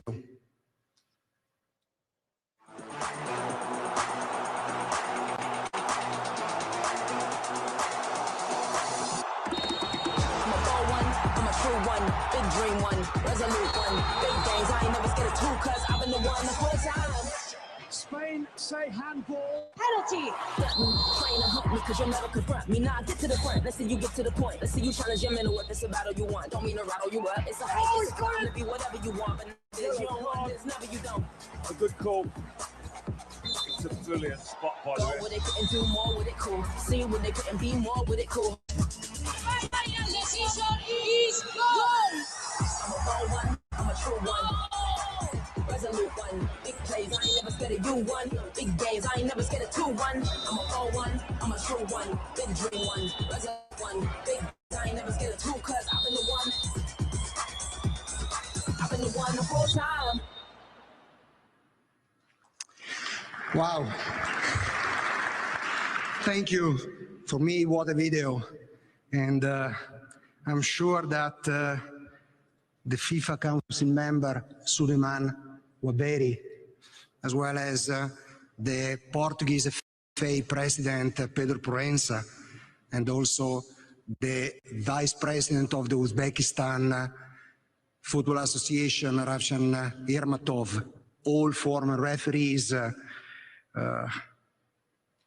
felt the same emotion I had, and I'm sure they got some goosebumps watching these images. Because as the President said, refereeing at the World Cup is a dream for hundreds of thousands of unknown referees who make it possible for football to be played in every corner of the world. And sometimes they even risk their safety. I'm sure that, like me, many of you have children, grandchildren who like to play football. And without these referees, this won't be possible. The dream to referee at the World Cup comes true only for a very select few of them. And that dream comes true thanks to the many sacrifices made over the years and the countless hours spent working hard, day after day, week after week. I know what they had to go through because it is exactly what I had to do, what Pedro Proença and Ravshan Irmatov had to do to officiate at the World Cup. And I want to tell you that I'm extremely proud of how successful refereeing was at Qatar 2022 and Australia, New Zealand 2023. And it was possible thanks to those referees you have seen in action on the video. But those competitions are in the past. Now we are looking forward to the FIFA World Cup 2026 and the FIFA Women's World Cup 2027. And I want to assure you that FIFA refereeing, the subdivision I have the privilege to lead, is working very hard to ensure that our referees will be ready when the ball starts rolling next June 11th in Mexico City and next year in Brazil. Referees preparation for Brazil 27 started already 2 years ago. And just like for the World Cup 26, the candidates are being closely monitored and supported by our instructors, fitness coaches, and medical staff. They are attending in-person seminars and online activities, and next year they will be ready to go epic. And now let's turn to the present, to the FIFA World Cup 2026. After 3 years of hard work, the preparations are almost complete. A total of 170 match officials, 52 referees, 88 assistant referees, and 30 video match officials have been selected, the largest number ever for the biggest World Cup ever. They come from 50 member associations, more than ever before. And similarly to 4 years ago in Qatar, 6 of the selected match officials are women, and I'm confident that the World Cup 26 will be a perfect occasion for them to showcase their qualities. On May 5th, the coaches of the 48 qualified teams are invited to attend an online seminar, workshop. They will be briefed on the changes of the laws of the game, including those were decided last Tuesday here in Vancouver, and they will be also provided with the same guidelines referees were given. From May 31st, all the selected match officials will attend a 10 days final preparatory seminar in Miami, where they will be based for the entire tournament. Only the 30 video match officials will move to Dallas, home to the FIFA International Broadcast Center, which is the location of the VAR centralized operation. During the seminar, and also during the tournament itself, the referees will have daily classroom activities, analyzing videos of the most relevant football incidents, and they will have daily training sessions at the Miami-Dade College campus in Kendall, together with local players. The preparation of each match will be supported by our match analysts, who will provide the referees with all the information about team tactics and players' characteristics. Medical staff, including physios, psychologists, and nutritionists, will work hard to keep referees in good health.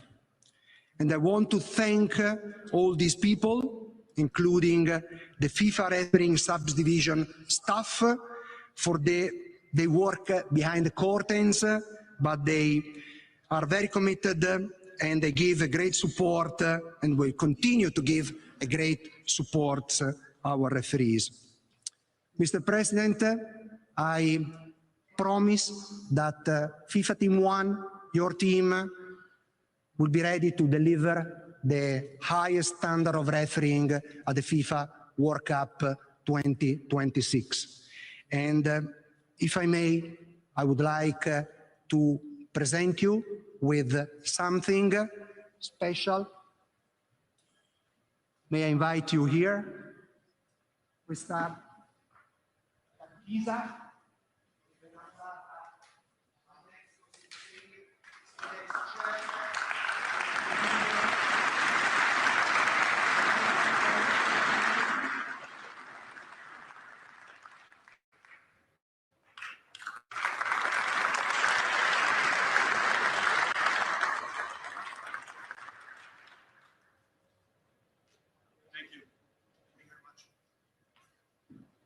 Let me speak from here. You finished?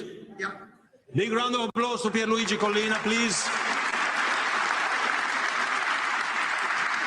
let me just speak from here so we don't waste time, because now we have a very, very important topic on the agenda. Coffee break, 15 minutes. Thank you very much.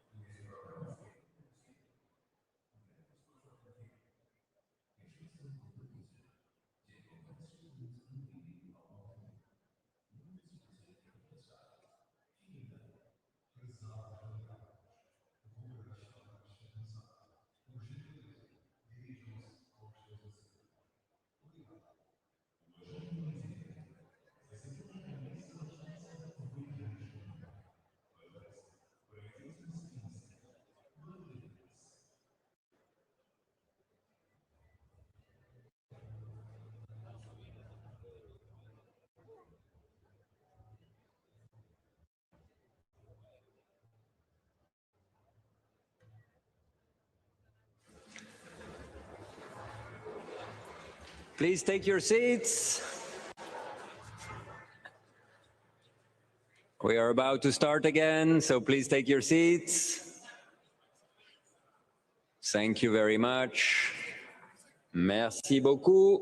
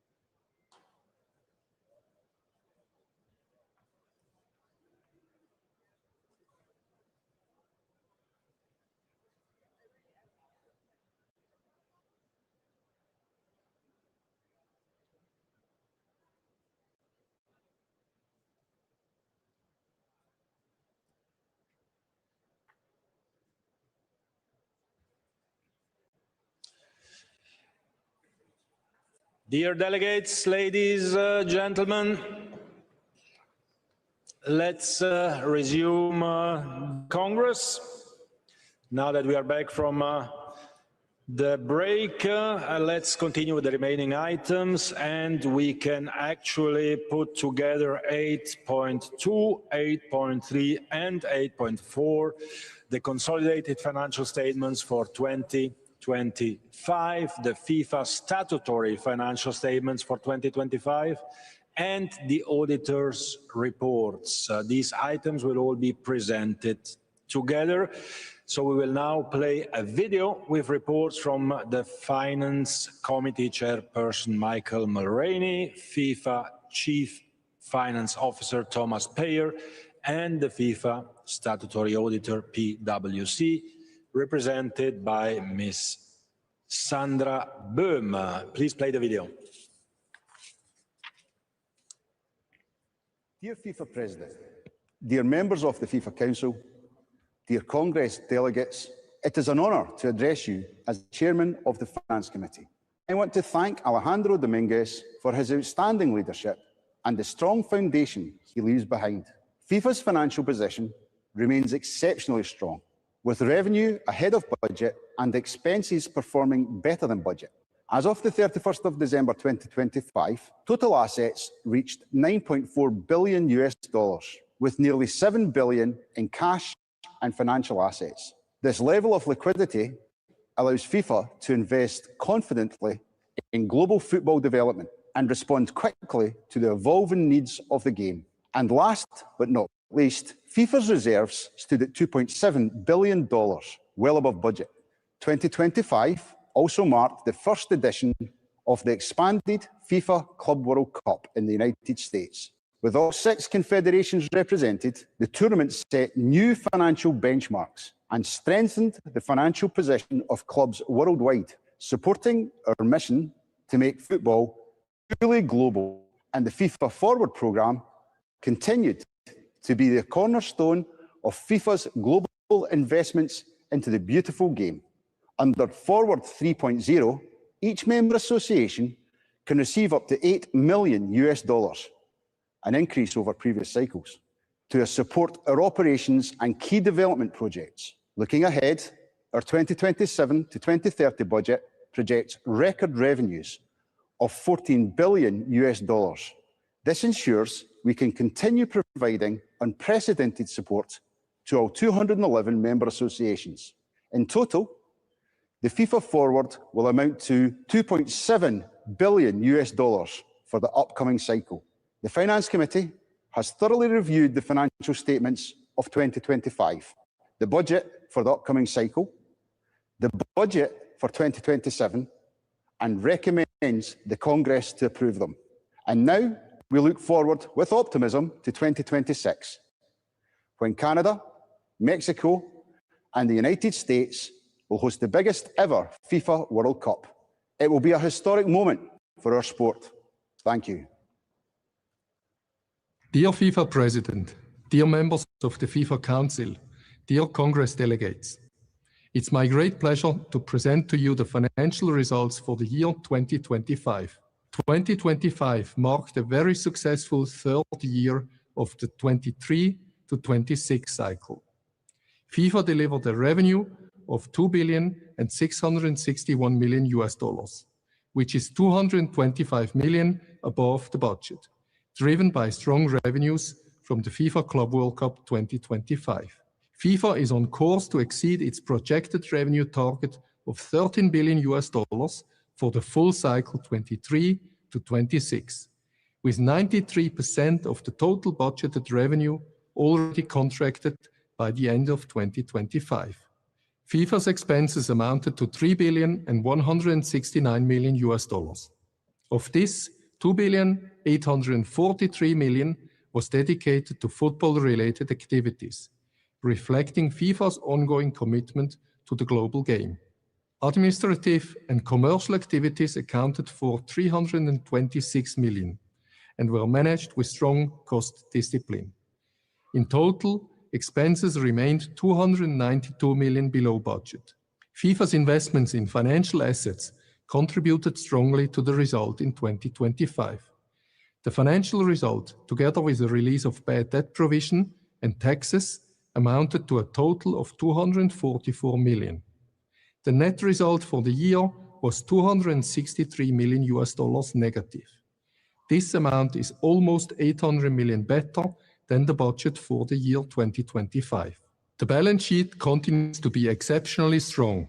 As at 31st December 25, total assets stood at $9.5 billion, up from $6.1 billion in 24, representing a 54% year-on-year increase. This growth was driven primarily by the strong commercial cash inflows in anticipation of the upcoming FIFA World Cup 26. Cash equivalents, and financial assets reached a robust $6,948 million and accounts for 73% of FIFA's total assets. Reserves amounted to $2,699 million, representing a decrease of 8% compared to the previous year, in line with the net result as presented to you earlier. In addition to the consolidated financial statements, the FIFA administration is also responsible for preparing FIFA standalone financial statements in accordance with Swiss law and FIFA statutes. The slide shows you the statutory financial results for 25 reported in Swiss francs. The net result amounts to 13 million Swiss francs for FIFA. The association capital and reserves amounts to 197 million Swiss francs, and the reserves for statutory obligations amounts to 2,008 million Swiss francs by the end of 25.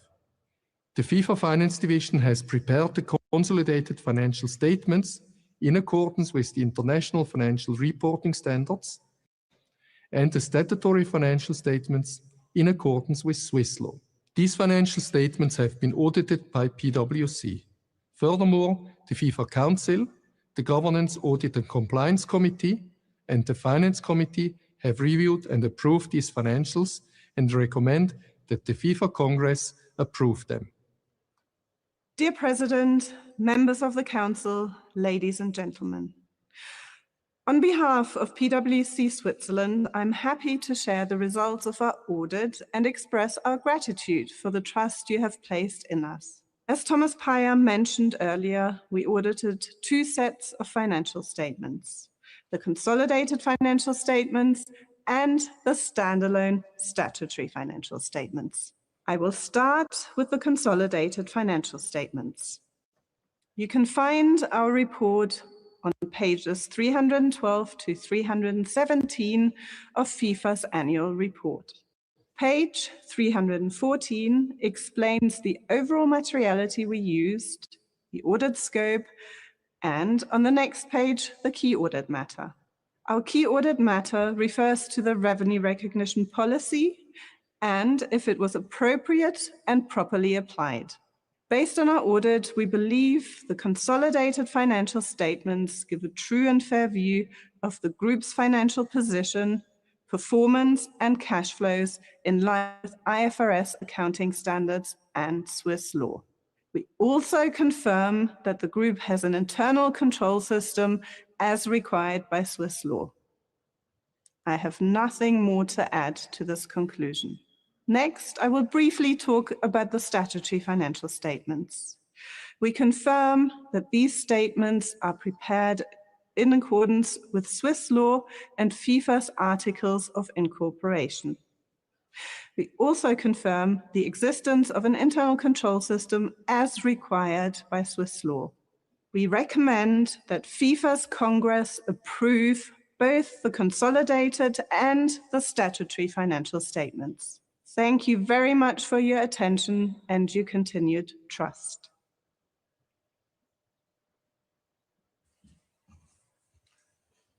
Okay, thank you very much to Michael, to Thomas, and to Ms. Sandra Böhm for this very important information. Are there any questions from anyone on the finances of FIFA? This is not the case. Then we can go directly to agenda item 8.5, the report from the FIFA Governance Audit and Compliance Committee. Let's have a look here as well at the video by the chairperson, Mr. Bruno Chiomento, please. Dear Mr. President, Mr. Secretary General, members of the FIFA Council and delegates to the Congress. It is my great pleasure to present FIFA's achievements and continuous efforts in the areas of governance, audit, and compliance. I was elected by the Congress last year, and it gives me great satisfaction to report back to you on our activities since the last Congress. The committee exercised comprehensive oversight of the FIFA Forward program, evaluating the central review reports and issuing recommendations to the FIFA member associations division, ensuring that forward funds were used strictly in accordance with the applicable regulations. It also continued supervising core responsibilities in compliance programs in FIFA. In addition, the committee ensured that all projects supported by the World Football Remission Fund were implemented in full and aligned with the fund's established guidelines. Risk management oversight remained a key priority as well. The committee monitored organizational risks across multiple divisions and subdivisions, including event operations, governance and stakeholders, partnerships and media, FIFA Plus, and global football development, and reviewed the related mitigation plans accordingly. The committee also approved both the internal and external audit plans for the year ahead, ensuring that FIFA's assurance framework remains robust and future-focused. A significant focus of the committee's work in 2025 concerned the proposal submitted by the Palestine Football Association at the 74th FIFA Congress. As mandated by the FIFA Council, the committee oversaw an independent legal assessment into the presence of Israeli football teams allegedly based in Palestine, supported by the analysis from an external law firm and independent legal scholars, and provided its advice accordingly. Our Human Rights and Sustainability Subcommittee endorsed its terms of reference and received updates from FIFA on human rights, sustainability, and child safeguarding initiatives. The Compensation Subcommittee convened multiple times over the course of the year to fulfill its mandate of reviewing and approving the compensation of FIFA officials to reflect evolving market practices and regulatory developments, ensuring remuneration remained fair, transparent, and aligned with FIFA's values. The review committee continued to support the Governance, Audit and Compliance Committee by conducting eligibility checks and independence reviews. As we look ahead, we remain firmly committed to promoting transparency, accountability, and sustainable growth across the organization. Together, let us continue to uphold the values of transparency, integrity, inclusivity, and excellence that define the united spirit of FIFA.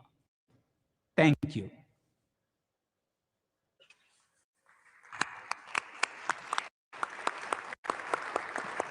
Thank you, Mr.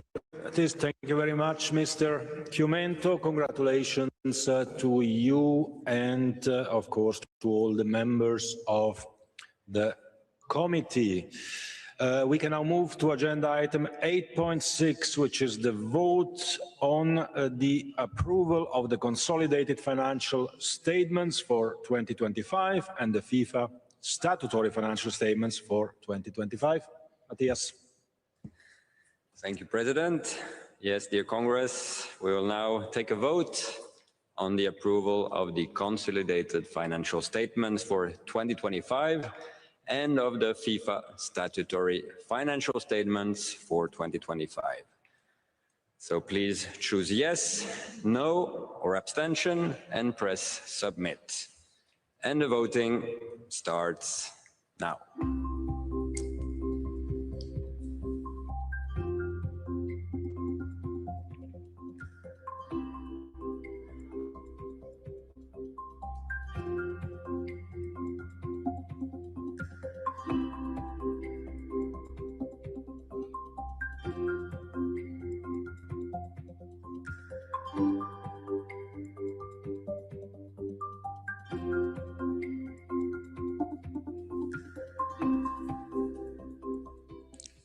The vote is now closed as we await for the results.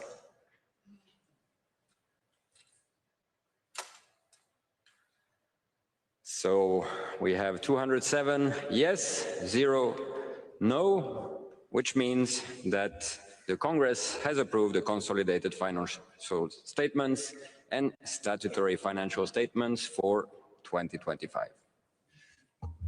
Thank you for that, and thank you for your trust. We can move now to agenda item 8.7, which is the cycle budget for the next cycle, 27 to 30, and the budget for 27. For this as well, we have a short video from our Chief Finance Officer. Please, let's have a look at this video.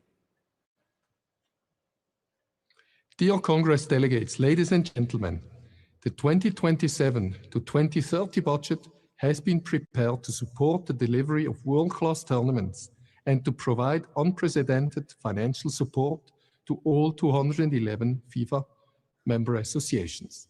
FIFA's record revenue budget of $14 billion is rooted in a path of sustainable growth of its flagship tournaments, the FIFA World Cup, the FIFA Women's World Cup, as well as the second edition of the FIFA Club World Cup, and the first ever FIFA Women's Club World Cup. Revenue is expected to grow by 8% over the budget of the current cycle. FIFA is planning expenses of a total of $13.9 billion, with the largest share allocated to competitions and events, followed by development and education. FIFA Forward 4.0 will continue to grow with an increase of 20% over Forward 3.0. At the same time, administrative and commercial costs remain tightly controlled, with a clear focus on cost awareness and efficiency. The cycle budget is expected to deliver a result before taxes and financial result of $100 million. Overall, these slides demonstrate that the 2027 to 2030 budget combines record revenue, record football investments, and continued financial discipline, ensuring sustainability while significantly expanding FIFA's impact on global football. On the screen in front of you, you can see the summary of the budget for 2027, the first year of the new cycle. On the revenue side, the budget amounts to $1,200 million. 74% of this amount is already contracted by the end of 2025, providing a strong level of visibility going into the year. On the investment side, a total investment budget of $2.7 billion was budgeted. Of this, $2.3 billion, or 87%, is invested directly into football. The largest allocations are the competitions and events, and includes the budget for the FIFA Women's World Cup 2027 in Brazil. Governance, administration, and marketing costs remain tightly controlled.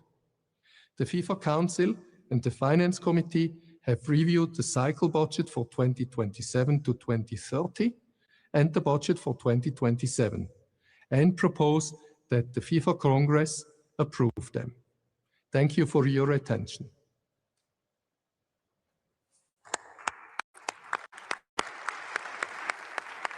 Thank you very much to Thomas. Is there any question on the budget for the next cycle or for next year? That is not the case. It was, I think, very clear. So we can go to agenda item 8.8, vote on approval of the cycle budget for 27-30 and budget for 27. Matthias. Thank you, President. So we'll now take a vote on the approval of the cycle budget for 2027-2030 and the budget for 2027. Please choose yes, no, or abstention and press submit. The voting starts now.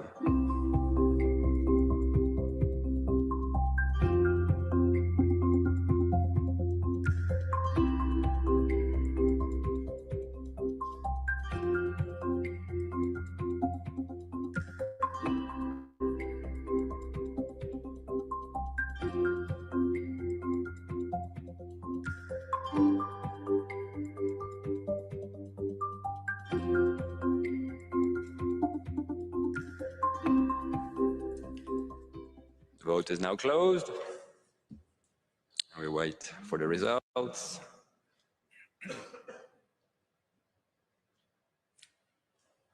We have 207 yes, 0 no, which means that the Congress has approved the budgets presented.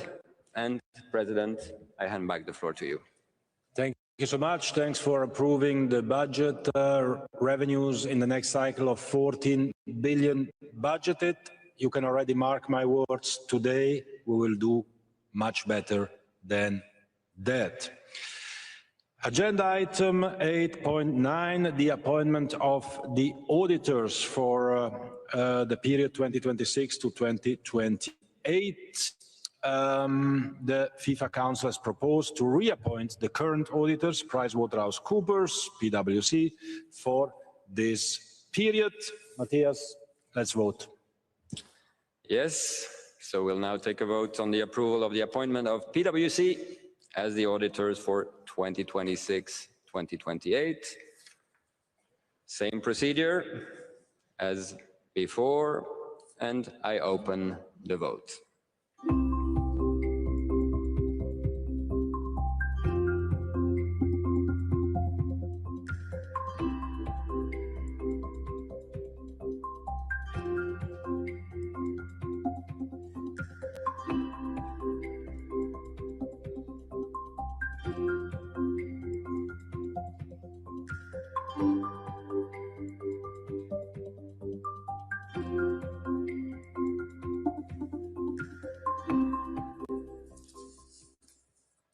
The vote is closed.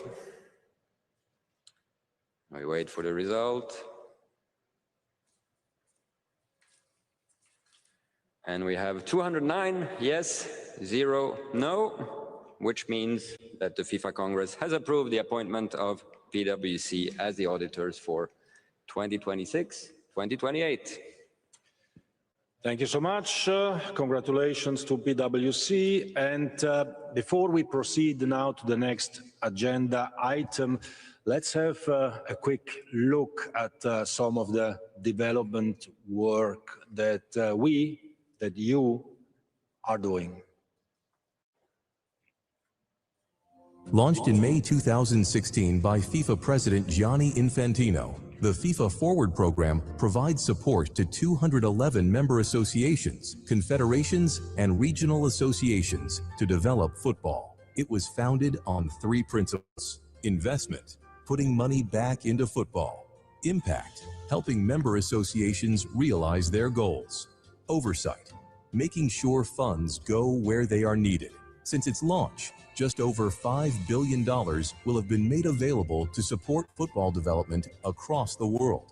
FIFA Forward 4.0 will provide a record-breaking $2.7 billion in football development funding, 8 times more compared to pre-2016, enabling more than 2,250 long-term projects, including infrastructure, competitions, and development. Over $650 million has been invested in more than 750 infrastructure projects, from training pitches to national stadiums. These are the platforms on which the future of football is built. But when the foundations are in place, the game can reach further. One vision, one pitch, one opportunity. Through FIFA Arena, a global movement is creating spaces where football can be played everywhere. Not just pitches, but possibility. Not just fields, but futures. And when the game is played, it begins to shape more than players. Through Football for Schools, millions of children discover the joy of playing while learning essential life skills through the game. From classrooms to communities, football becomes a tool for education, inclusion, and development. And for many, even the first step onto the pitch requires something simple. Boots for All provides football boots to children who need them most, ensuring that opportunity is not limited by circumstance. This is one connected effort, bringing people together. Football unites the world.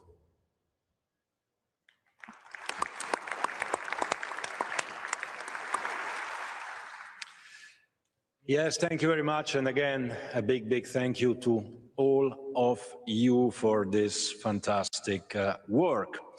Agenda item 9 is election of a member of the disciplinary committee, but there is no proposal, so there is no election to be made, and we can move, this means, to agenda item 10, discussion of proposals duly submitted by the member associations and the council within the period stipulated in Article 28, paragraph 1 of the FIFA statutes.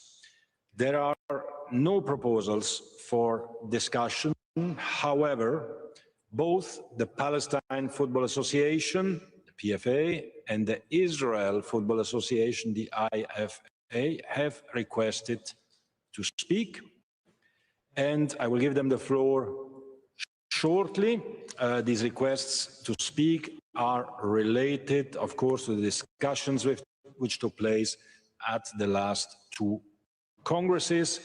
Since then, a number of steps and actions have been taken. I would like our Secretary General to summarize them. I will then say a few words as well, and then give the floor to the 2 member associations.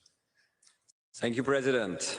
As you correctly mentioned, this is a topic which, with much history and context, and therefore I believe it is useful to provide our members with some key information and updates.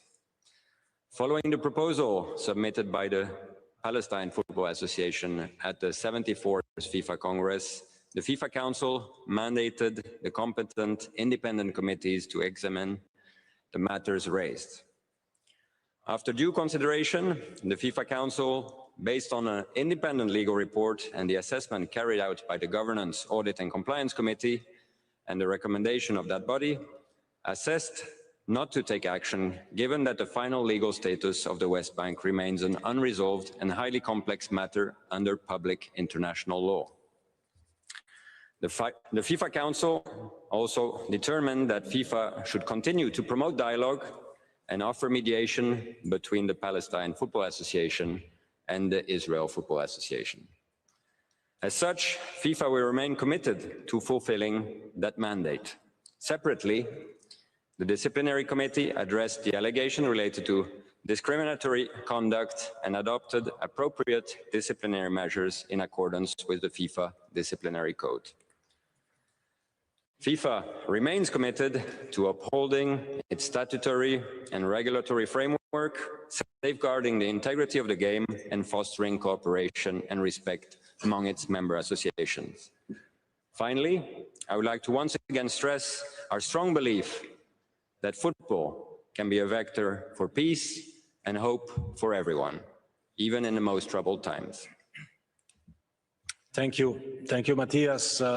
So before giving the floor to the President of the Palestine Football Association, Mr. Jibril Rajoub, and the Vice President of the Israel Football Association, Mr. Bassem Sheikh Suleiman, I would like to take a moment to remember all the innocent victims of the conflicts in this region, a region which, as you know, is close to my heart. And all our thoughts of all of us are with all the innocent victims of conflicts in this region and all around the world. I would also like to congratulate President Rajoub and the PFA, who continue to keep football alive in Palestine despite the circumstances. The Palestine Football Association, of course, has rights, the same rights as all associations around the world. You have our full respect and admiration for the work that you do and the actions that you take. And I want to make this very, very clear. You're more than ever part of the FIFA family, and it will always be the case. The FIFA Council recently made important decisions, such as the creation of a fund to rebuild sports infrastructures in countries after conflicts, which will of course benefit as well Palestine, and we will work hand in hand with the PFA to make this program a success. I would also like to say a few words about the Israel Football Association. In a very difficult context, President Shino is always trying to use football to build a bridge between nations, due to his true and uncompromising belief that there can be a better future for Israel and its neighbors. And that's what we need, probably now more than ever. So thank you to President Shino for this. President Rajoub, Vice President Suleiman, before you take the floor, let me tell you that as soon as the conditions allow, I will come to visit you both. And this is not a promise, this is a commitment. And you should never forget something. Your two federations have the same rights. The right to organize football in your respective territories, the right to represent your countries on the international stage, and the right and duty to instill in your children a love of football and respect for one another. I hope that at next year's Congress, I really hope we will have the confirmation that this is indeed the case. So first, I would like to give President Rajoub the floor, please.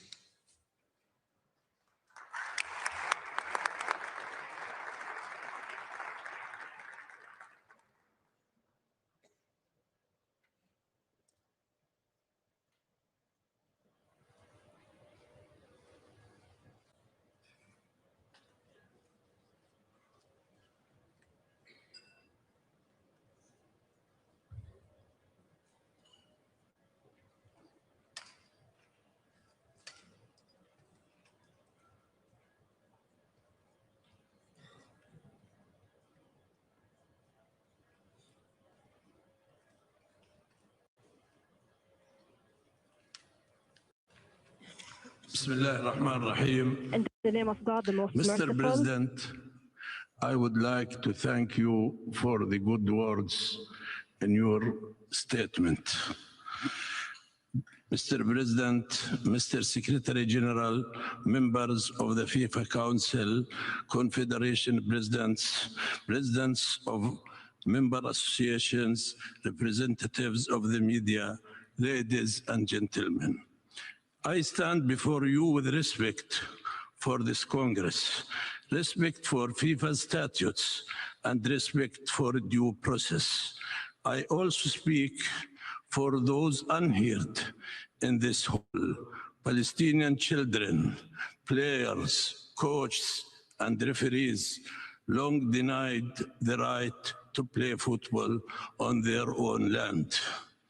A child who lost a teammate, a family who lost a son, a club without a pitch, and a community deprived of the game is simplest joy. For many years, the Palestine Football Association has brought one request to FIFA, not political favor, not exceptional treatment, and not a decision outside the rules. We have asked only that the rules we all accepted be applied consistently. At the 74th Congress in Bangkok, we asked FIFA yet again to address the participation of clubs affiliated to the Israeli Football Association, but located in Palestinian territory, without the approval of the Palestine Football Association. We also asked FIFA to address persistent discrimination and racism within the structure of Israeli football. On that occasion, on the floor of this very Congress, the FIFA president himself described the matter as urgent. At the 75th Congress, after the matter had been referred onwards, we asked for the investigation to be concluded and for a clear decision to be taken. We were told that the processes were underway. We respected those processes. Now we meet again. The record is no longer empty. The facts are no longer theoretical. FIFA Disciplinary Committee has found grave violations, breaches of the FIFA Disciplinary Code and conduct, inconsistent with its obligation of non-discrimination, equal treatment, human rights, political neutrality, and good governance. It described the systematic failure and institutional complicity in discrimination, striking at the core of FIFA's mission and requiring severe exemplary sanctions. Those are not our words. They are FIFA's disciplinary findings, and there is more. On 19th March 2026, the same day, the FIFA Council resolved that no action should be taken on our proposal. The Israeli Football Association was fined 150,000 Swiss francs under Article 15 of the FIFA Disciplinary Code of Discrimination and Racism. One FIFA body confirmed the breach, another refused to act on it. The contradiction was born within these walls, and it cannot be defended within these walls. The reality on the ground remains unchanged. The clubs and settlements continue to participate in competitions organized under the Israeli Football Association on the territory of another FIFA member association without the association's authorization, and contrary to the express text of Article 64.2 and 65 of the FIFA statutes, Palestinian players remain excluded from football activities on their own territory. The territorial integrity of a FIFA member association remains unresolved in brackets. The violations have been verified, but the remedy has not arrived. This is the heart of the matter. We do not ask FIFA to solve a political conflict. We ask FIFA to govern football. We do not ask FIFA to decide borders. We ask FIFA to apply its own provisions on where a member association may organize football and where it may not. And it's simple. Associations may organize football on the territory of their own country. The West Bank, including East Jerusalem, is not a territory of Israel according to every single piece of international law. It's not a disputed territory. The only country that officially disputes the status of the West Bank, Gaza, and East Jerusalem is the current Israeli government. A member association cannot benefit from FIFA membership while permitting a structure in which football is organized on another member association's territory without consent, and where access to the football is denied to the people of that territory. If that principle becomes negotiable, it will not remain a Palestinian issue. It will become a precedent for many associations in this room. Breach of territorial integrity by the settlement clubs is just one aspect of the issue. Another one is that these clubs are implementing apartheid, a system of racial discrimination. Israeli government pays these clubs to organize sports and recreational services exclusively for Israelis. These are not our words. These are the words of Human Rights Watch, of the UN human rights experts, and Amnesty International. All of them have written to FIFA and urged it to immediately remove settlement clubs to stop gross violations of rights of Palestinian people. Instead, FIFA allows these apartheid clubs to be a part of a global football family. What message does this send? Let me tell you why proportionality matters. When FIFA's own committee finds a systematic and institutional violations, the response must be proportionate to that gravity. A sanction that leaves the system intact does not deter. It does not protect the victims. It does not restore confidence.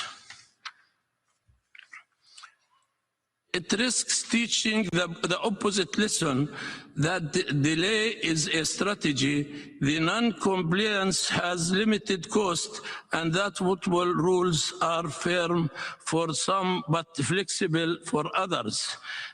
That is dangerous for FIFA. The authority of FIFA does not rest only on revenue, competitions, or the World Cup. It rests on trust. Trust that rules mean what they say. Trust that Member associations are equal before those rules. Trust that human rights commitments are not ceremonial language, but operational obligations. We acknowledge the sensitivity of this matter. We also acknowledge the care required by due process, but a due process cannot become a permanent waiting room. Committees cannot replace decisions indefinitely.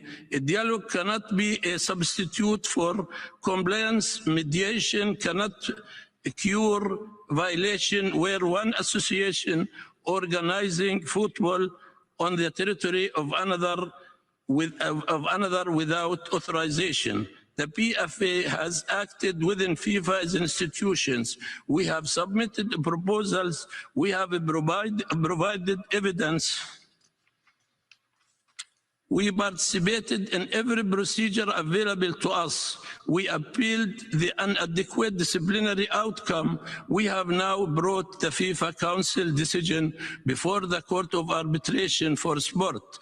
Our statement of appeal was filed in Lausanne on the 20th of April 2026. The appeal brief, which will set out the full grounds, will allow within the time limit fixed by the CAS code. We are proceeding with the institution of football, not against them, with the rules not around them, with respect, not with confrontation. We did not choose external proceedings lightly. We did so because every internal avenue available to us has been used, and because the football family in Palestine still has no effective remedy. But let me again be clear. Our purpose is not confrontation. Our purpose is correction. We still believe that FIFA can uphold its statutes. We still believe this Congress understands the danger of unresolved violations. We still believe that football's unity cannot be built on selective enforcement. Mr. President, ladies and gentlemen, the coming World Cup in Canada, the United States, and Mexico will be a celebration of football's greatest power, to bring people together, to give children dreams, to remind the world that competition can exist with dignity and respect. We sincerely wish the hosts every success. We wish Canada, the United States, and Mexico a joyful, safe, and magnificent tournament.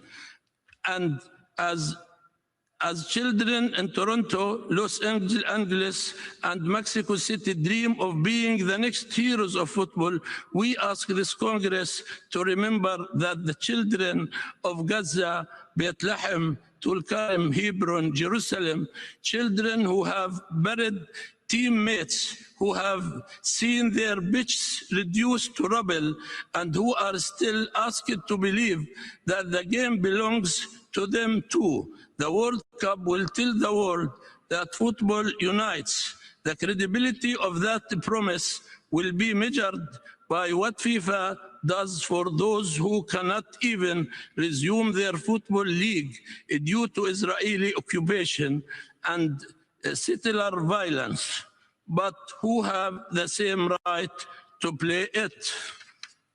But precisely because the World Cup shows football at its best, FIFA must also confront where football is being used as its worst, not as a bridge, but as a tool of exclusion, not as a game for all, but a structure that normalizes inequality, not as a force for peace, but as a silent partner to annexation. This Congress does not need more speech from Palestine. It needs a principle that applies to all.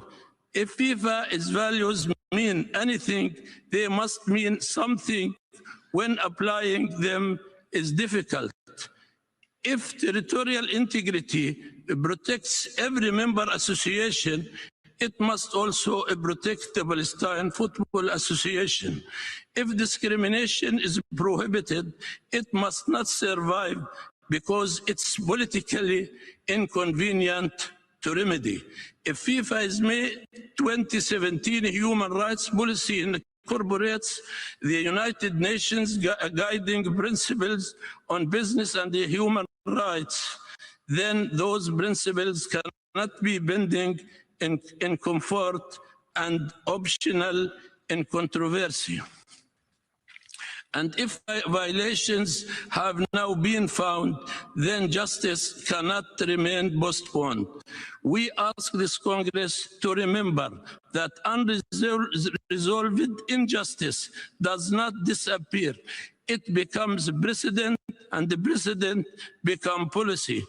For the sake of Palestine football, for the credibility of FIFA, and for the equal dignity of every member association in this room, we hope that by following the next legal venue available, this matter will be brought to a lawful, proportionate, and final resolution that value is the court of arbitration for sport, and beyond it, if so needed, we would have preferred this resolution to come from FIFA itself. We still hope that by the next year, we will not have to ask this Congress for a vote. We still hope, even now, that FIFA will take the righteous and courageous path that protects the fundamental rights of every member of this Congress, and thank you.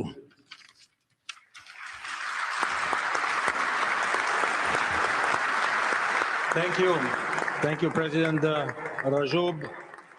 Shukran jazilan. Thank you so much. I would like now to give the floor to the Vice President of the Israel Football Association, Mr. Suleiman. Where are you? There. Okay. Please.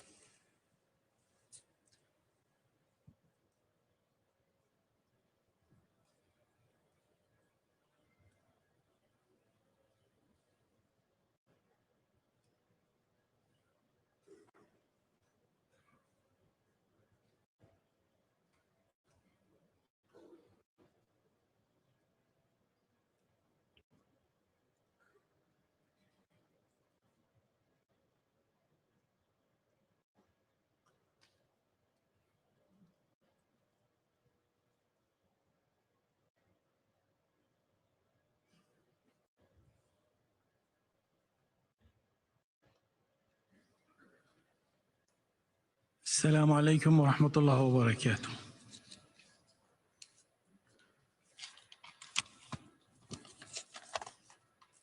السيد الرئيس الاتحاد الدولي لكرة القدم، السيد المدير العام، السيد رئيس الويفا، رؤساء الاتحادات المضيفون الكرام، زملائي محبي الكرة. My colleagues and fellow lovers of football. I am Bassem Sheikh Suleiman. I am the Vice President of the Israeli Football Association. I am a son of the أخي وصديقي شينو زوارتس قام بتعييني لهذا المنصب المحترم. The president of the member association gave me this position as the first Arab person to take this position. I'm very proud to carry out my work through believing in participation, in equality, and our capability to live together and to be side by side in the Israeli community through football. I would like to take the opportunity to talk to you positively on how football can be the game that we all love and that we believe can be a unifying factor and one that pushes forward for development and to enhance the social fabric in a community. I would like to speak about the squads of women, of men that are mixed of Arabs and Jews. I would like to speak about the first squad, about the academies for the young people playing football, for everyone, about the referees, the Arab referees, and other referees in our community, about Arab members of our community. I would also like to speak about Bayram Khayyan, an Arab Muslim who has done great in the English football, and now he's the vice coach or the assistant coach of the Israeli squad that has scored the bronze medal in 2020 in Argentina, and about whom there was a song written from a Jewish songwriter. We live together through the hardships and through the festivals that we celebrate together. I would like to speak to you as well about the national project of Israel United in order to fortify football as a means in order to come together in the Israeli community. I would like you also to know that 33% of the teams are Arab teams. There are mixed teams as well between two nations.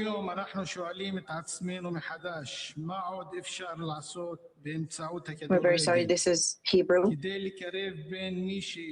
חיים יחד מתוך בחירה ומאמינים בכל ליבם בזכות של כל בן אדם בכל מקום לחיות בשותפות ובשלום. أنا أحدثكم بكل هذا من إيماني المطلق. I speak to you about all of this because I believe absolutely that football is supposed to build bridges for the future between us and our brothers and neighbors, the Palestinians. And today I call upon everyone here to contribute for projects and initiatives that are promising for the future in order to change the reality of today. The Israeli MA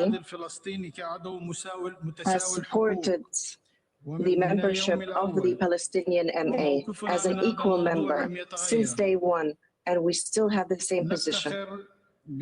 We are proud of our squads and their squads. In football, there is no place for politics, and everyone has the right to play and to compete. We are members in a World Football Association. We are teaching the values of football in all languages to all children. We are teaching them that everything is possible on the green pitch. We are trying to nurture the values of respect, equality, and love for everyone. We call upon everyone to do their best in order for us to meet next time and have a better situation. And we also extend a hand to the Palestinian MA in order to have a victory for our shared values that I have mentioned. So God will. Amen. Thank you very much. Thank you very much, Mr. Suleiman. Can I please ask you, Mr. Suleiman, to remain on stage or to come back on stage? And I would like to ask President Rajoub as well to come back on stage, please.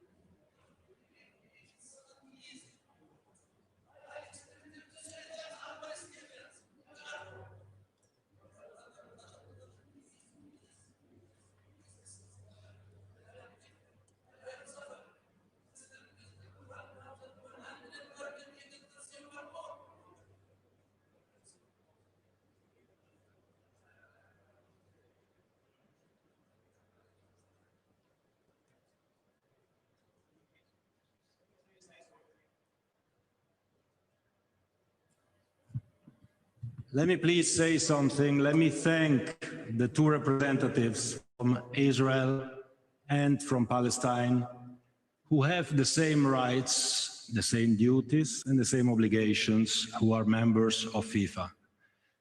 We will work together, President Rajoub, Vice President Suleiman. Let's work together. Let's work together to give hope to the children. Let's work together for that. We have a beautiful under-15 tournament coming up where we will invite all 211 countries to participate, all the children of the world. Let's do it for that.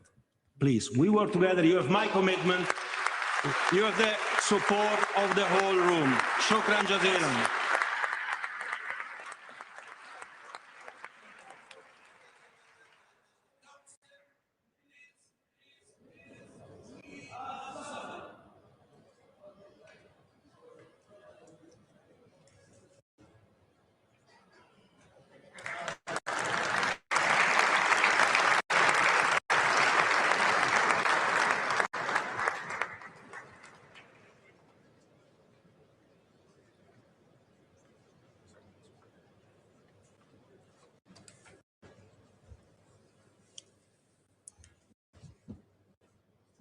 Okay, thank you very much to both representatives. These are, of course, as we know, very complex matters.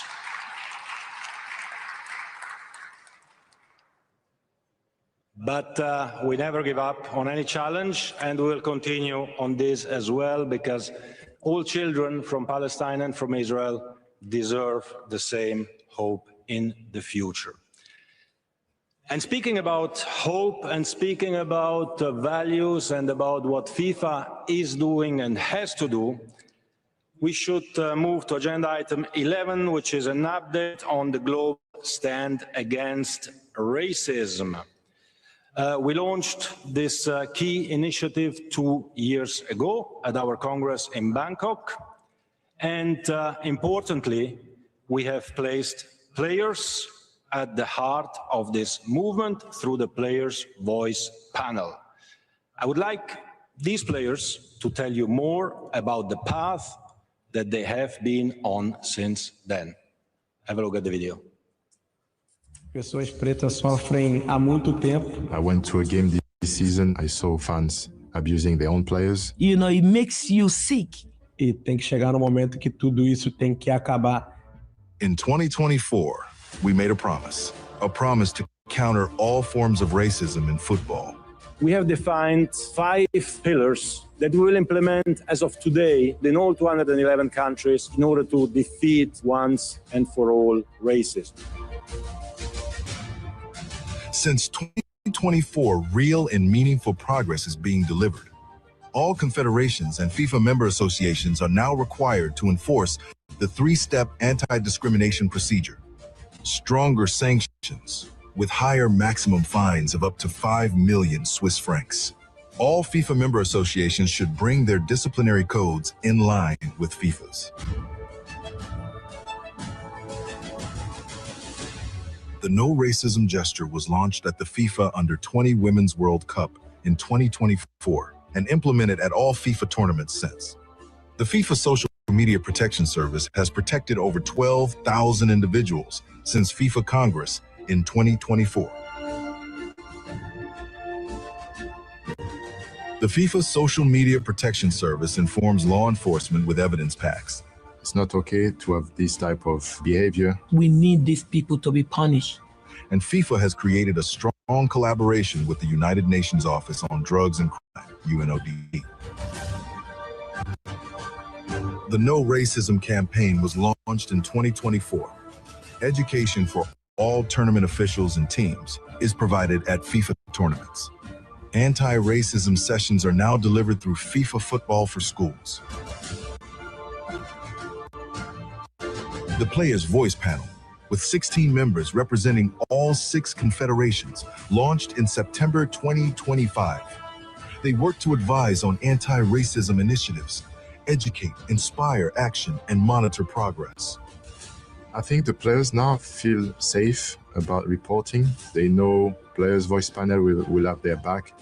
In 2024, we made a promise, and we've turned that unwavering commitment into concrete action across the global game.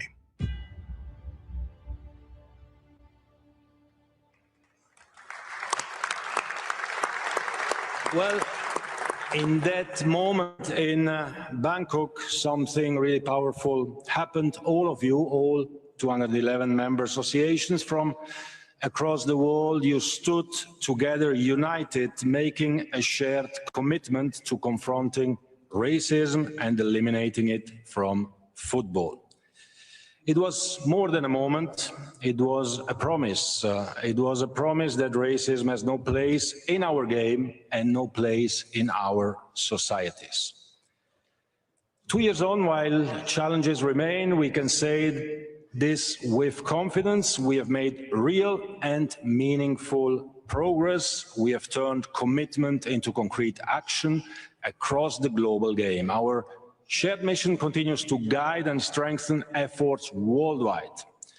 As recently as last Tuesday, the FIFA Council approved the application at the FIFA World Cup 2026 of the proposed law amendments to address discriminatory incidents in football. This means that players covering their mouths may be sanctioned with a red card. I would like now to, in conclusion of this point, to invite the representatives of the Players' Voice Panel who are here, Ivan Cordoba, Khailu Formiga, Maya Jackman, Aya Miyama, and Michael Silvestre, as well as all the FIFA legends who want to join us to come on stage and to go over there where the lectern is, please.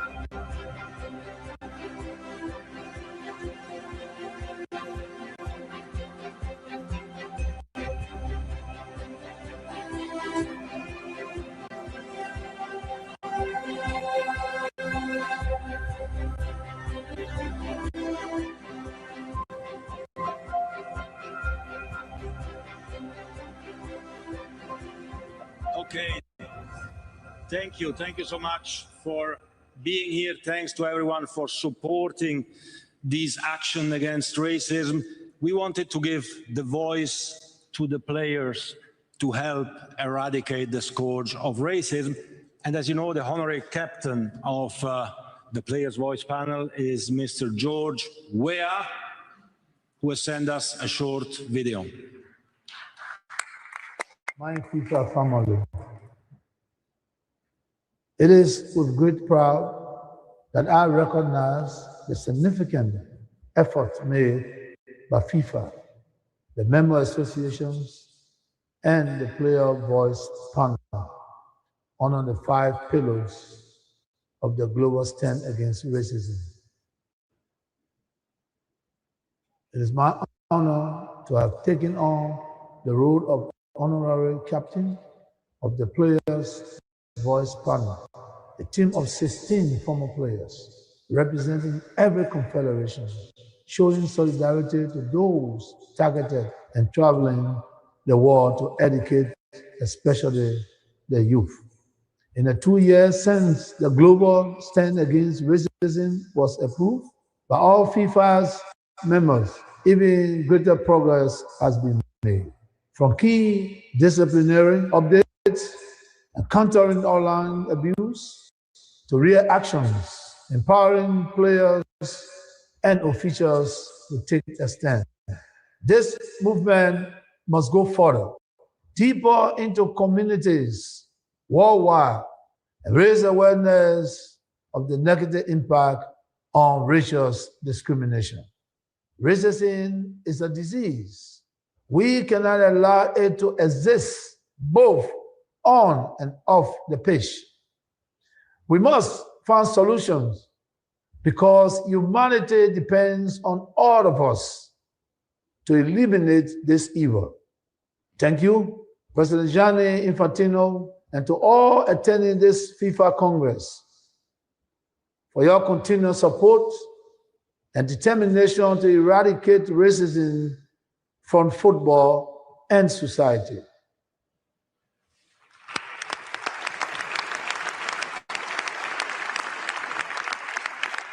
Thank you so much to Mr. George Weah. And on behalf of the Players' Voice panel, Michael Silvestre, you want to tell us as well a few words? Of course. Thank you, Mr. President.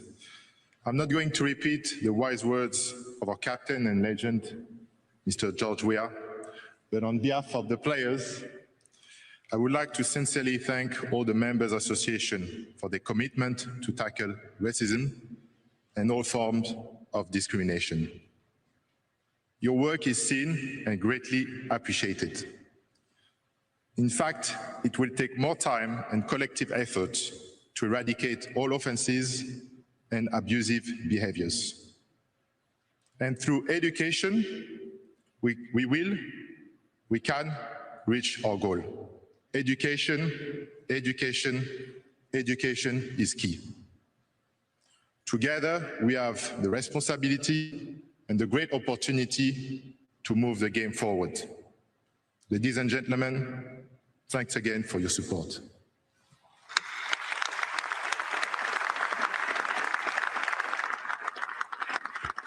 Merci, Michael. Thank you very much. I would like to thank the honorary captain, George Weah, the Players' Voice panel, all the legends, but most importantly, all of you, all 211 member associations, for keeping on this fight against racism. We have to say no to discrimination, no to racism, and with this message from all these incredible legends who put their voice and their face forward to all of you, a big applause and a big thank you, and let's say no to racism. Thank you so much.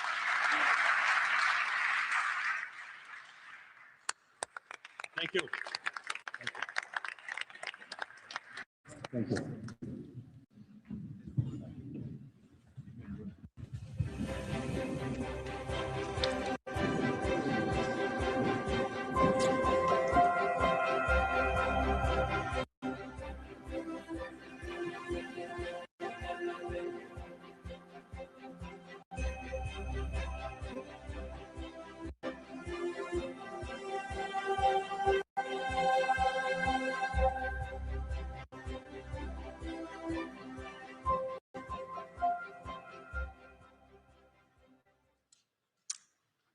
Good. Thank you very much. Thanks to everyone. Thank you again to the legends. Thanks to all of you. We are reaching the end of this Congress, and it was quite a lively Congress, a Congress which was and is raising, of course, challenges, but we know that, and this was my very message from the very beginning. There are enough situations and enough people who try to divide. It's much more difficult to try to unite. We keep and continue trying to unite, and we succeed at the end, because at the end, the good always wins. So, as a conclusion, I simply would like to say once again, thank you to everyone. Thank you to my vice presidents, council members, all the delegates here today, our guests, the confederations, the member associations, the media, everyone, a big, big thank you. A thank you for, I've not finished yet. A thank you for your support over the last 10 years, your support today, your work, your progress, your love for the game, your commitment, and your passion. And as you've heard, that the electoral period for the presidential election at FIFA starts today. I'm honored and humbled at the same time. And I want to tell you first, the 211 member associations, I want to confirm to you that I will be candidate for the election of FIFA president next year. Thank you very much.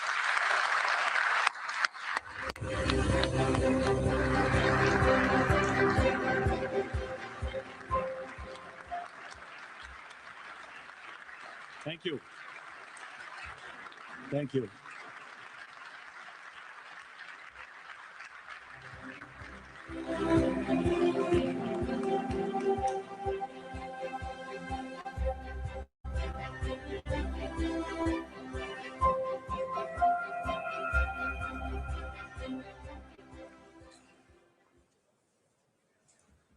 Thank you so much. Thanks for your encouragement, for your support, for your applause. Thanks to my wife and my friends and brothers who stood up to applaud me. It's great. So, the last agenda item is the next Congress. Before that, we have, of course, a World Cup coming up, and to put us in the mood of this World Cup, the last video.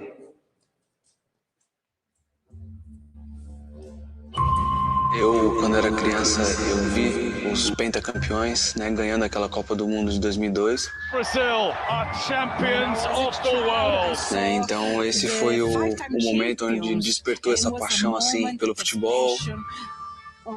Não, um sonho de criança, o concretizar na maior competição de futebol do mundo. Que todo chico e que sueña con grandes cosas quiere lograr. Kid that has a big dream, this is what we want. If you don't perform, you're out. For me, the World Cup is the pinnacle of a professional footballer's career. Het hoogste podium. Je hebt er heel hard voor gewerkt. Se ponen los pelos de punta de pensar que voy a poder competir. I get goosebumps thinking about competing. It's super exciting and everyone's buzzing. Love the opportunity to represent our country. Brings people together, not only at the stadium in the country, but around the whole world. Another strike that oozes quality. It's everything, it's so special. Es algo único, en realidad, historia. This is history in the making. Well, promising. Thank you very much. So now for the last item of the Congress, which is the next Congress, I would like to share with you that as approved by the FIFA Council on Tuesday, a next extraordinary FIFA Congress will take place virtually on 23rd of November 2026 in order to decide on the hosts of the FIFA Women's World Cup editions 2031 and 2035. As for the 77th FIFA Congress in 2027, I'm delighted to confirm that this will be hosted in Rabat, Morocco, on 18th of March 2027.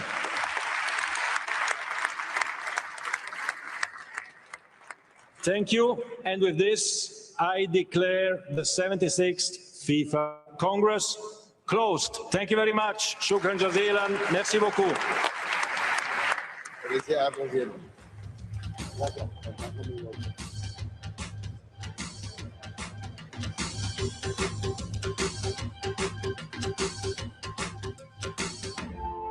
Here comes Japan. What an impact! Harry Kane. That's a brilliant effort. Good play.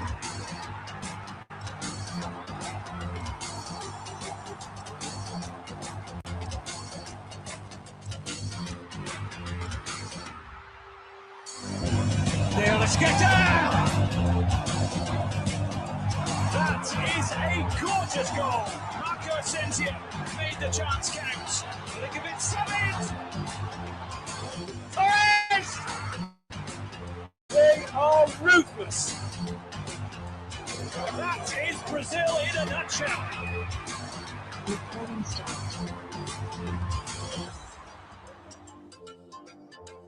Good morning, everyone.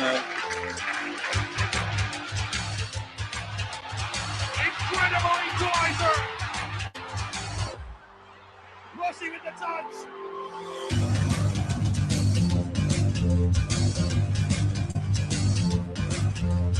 Big chance here on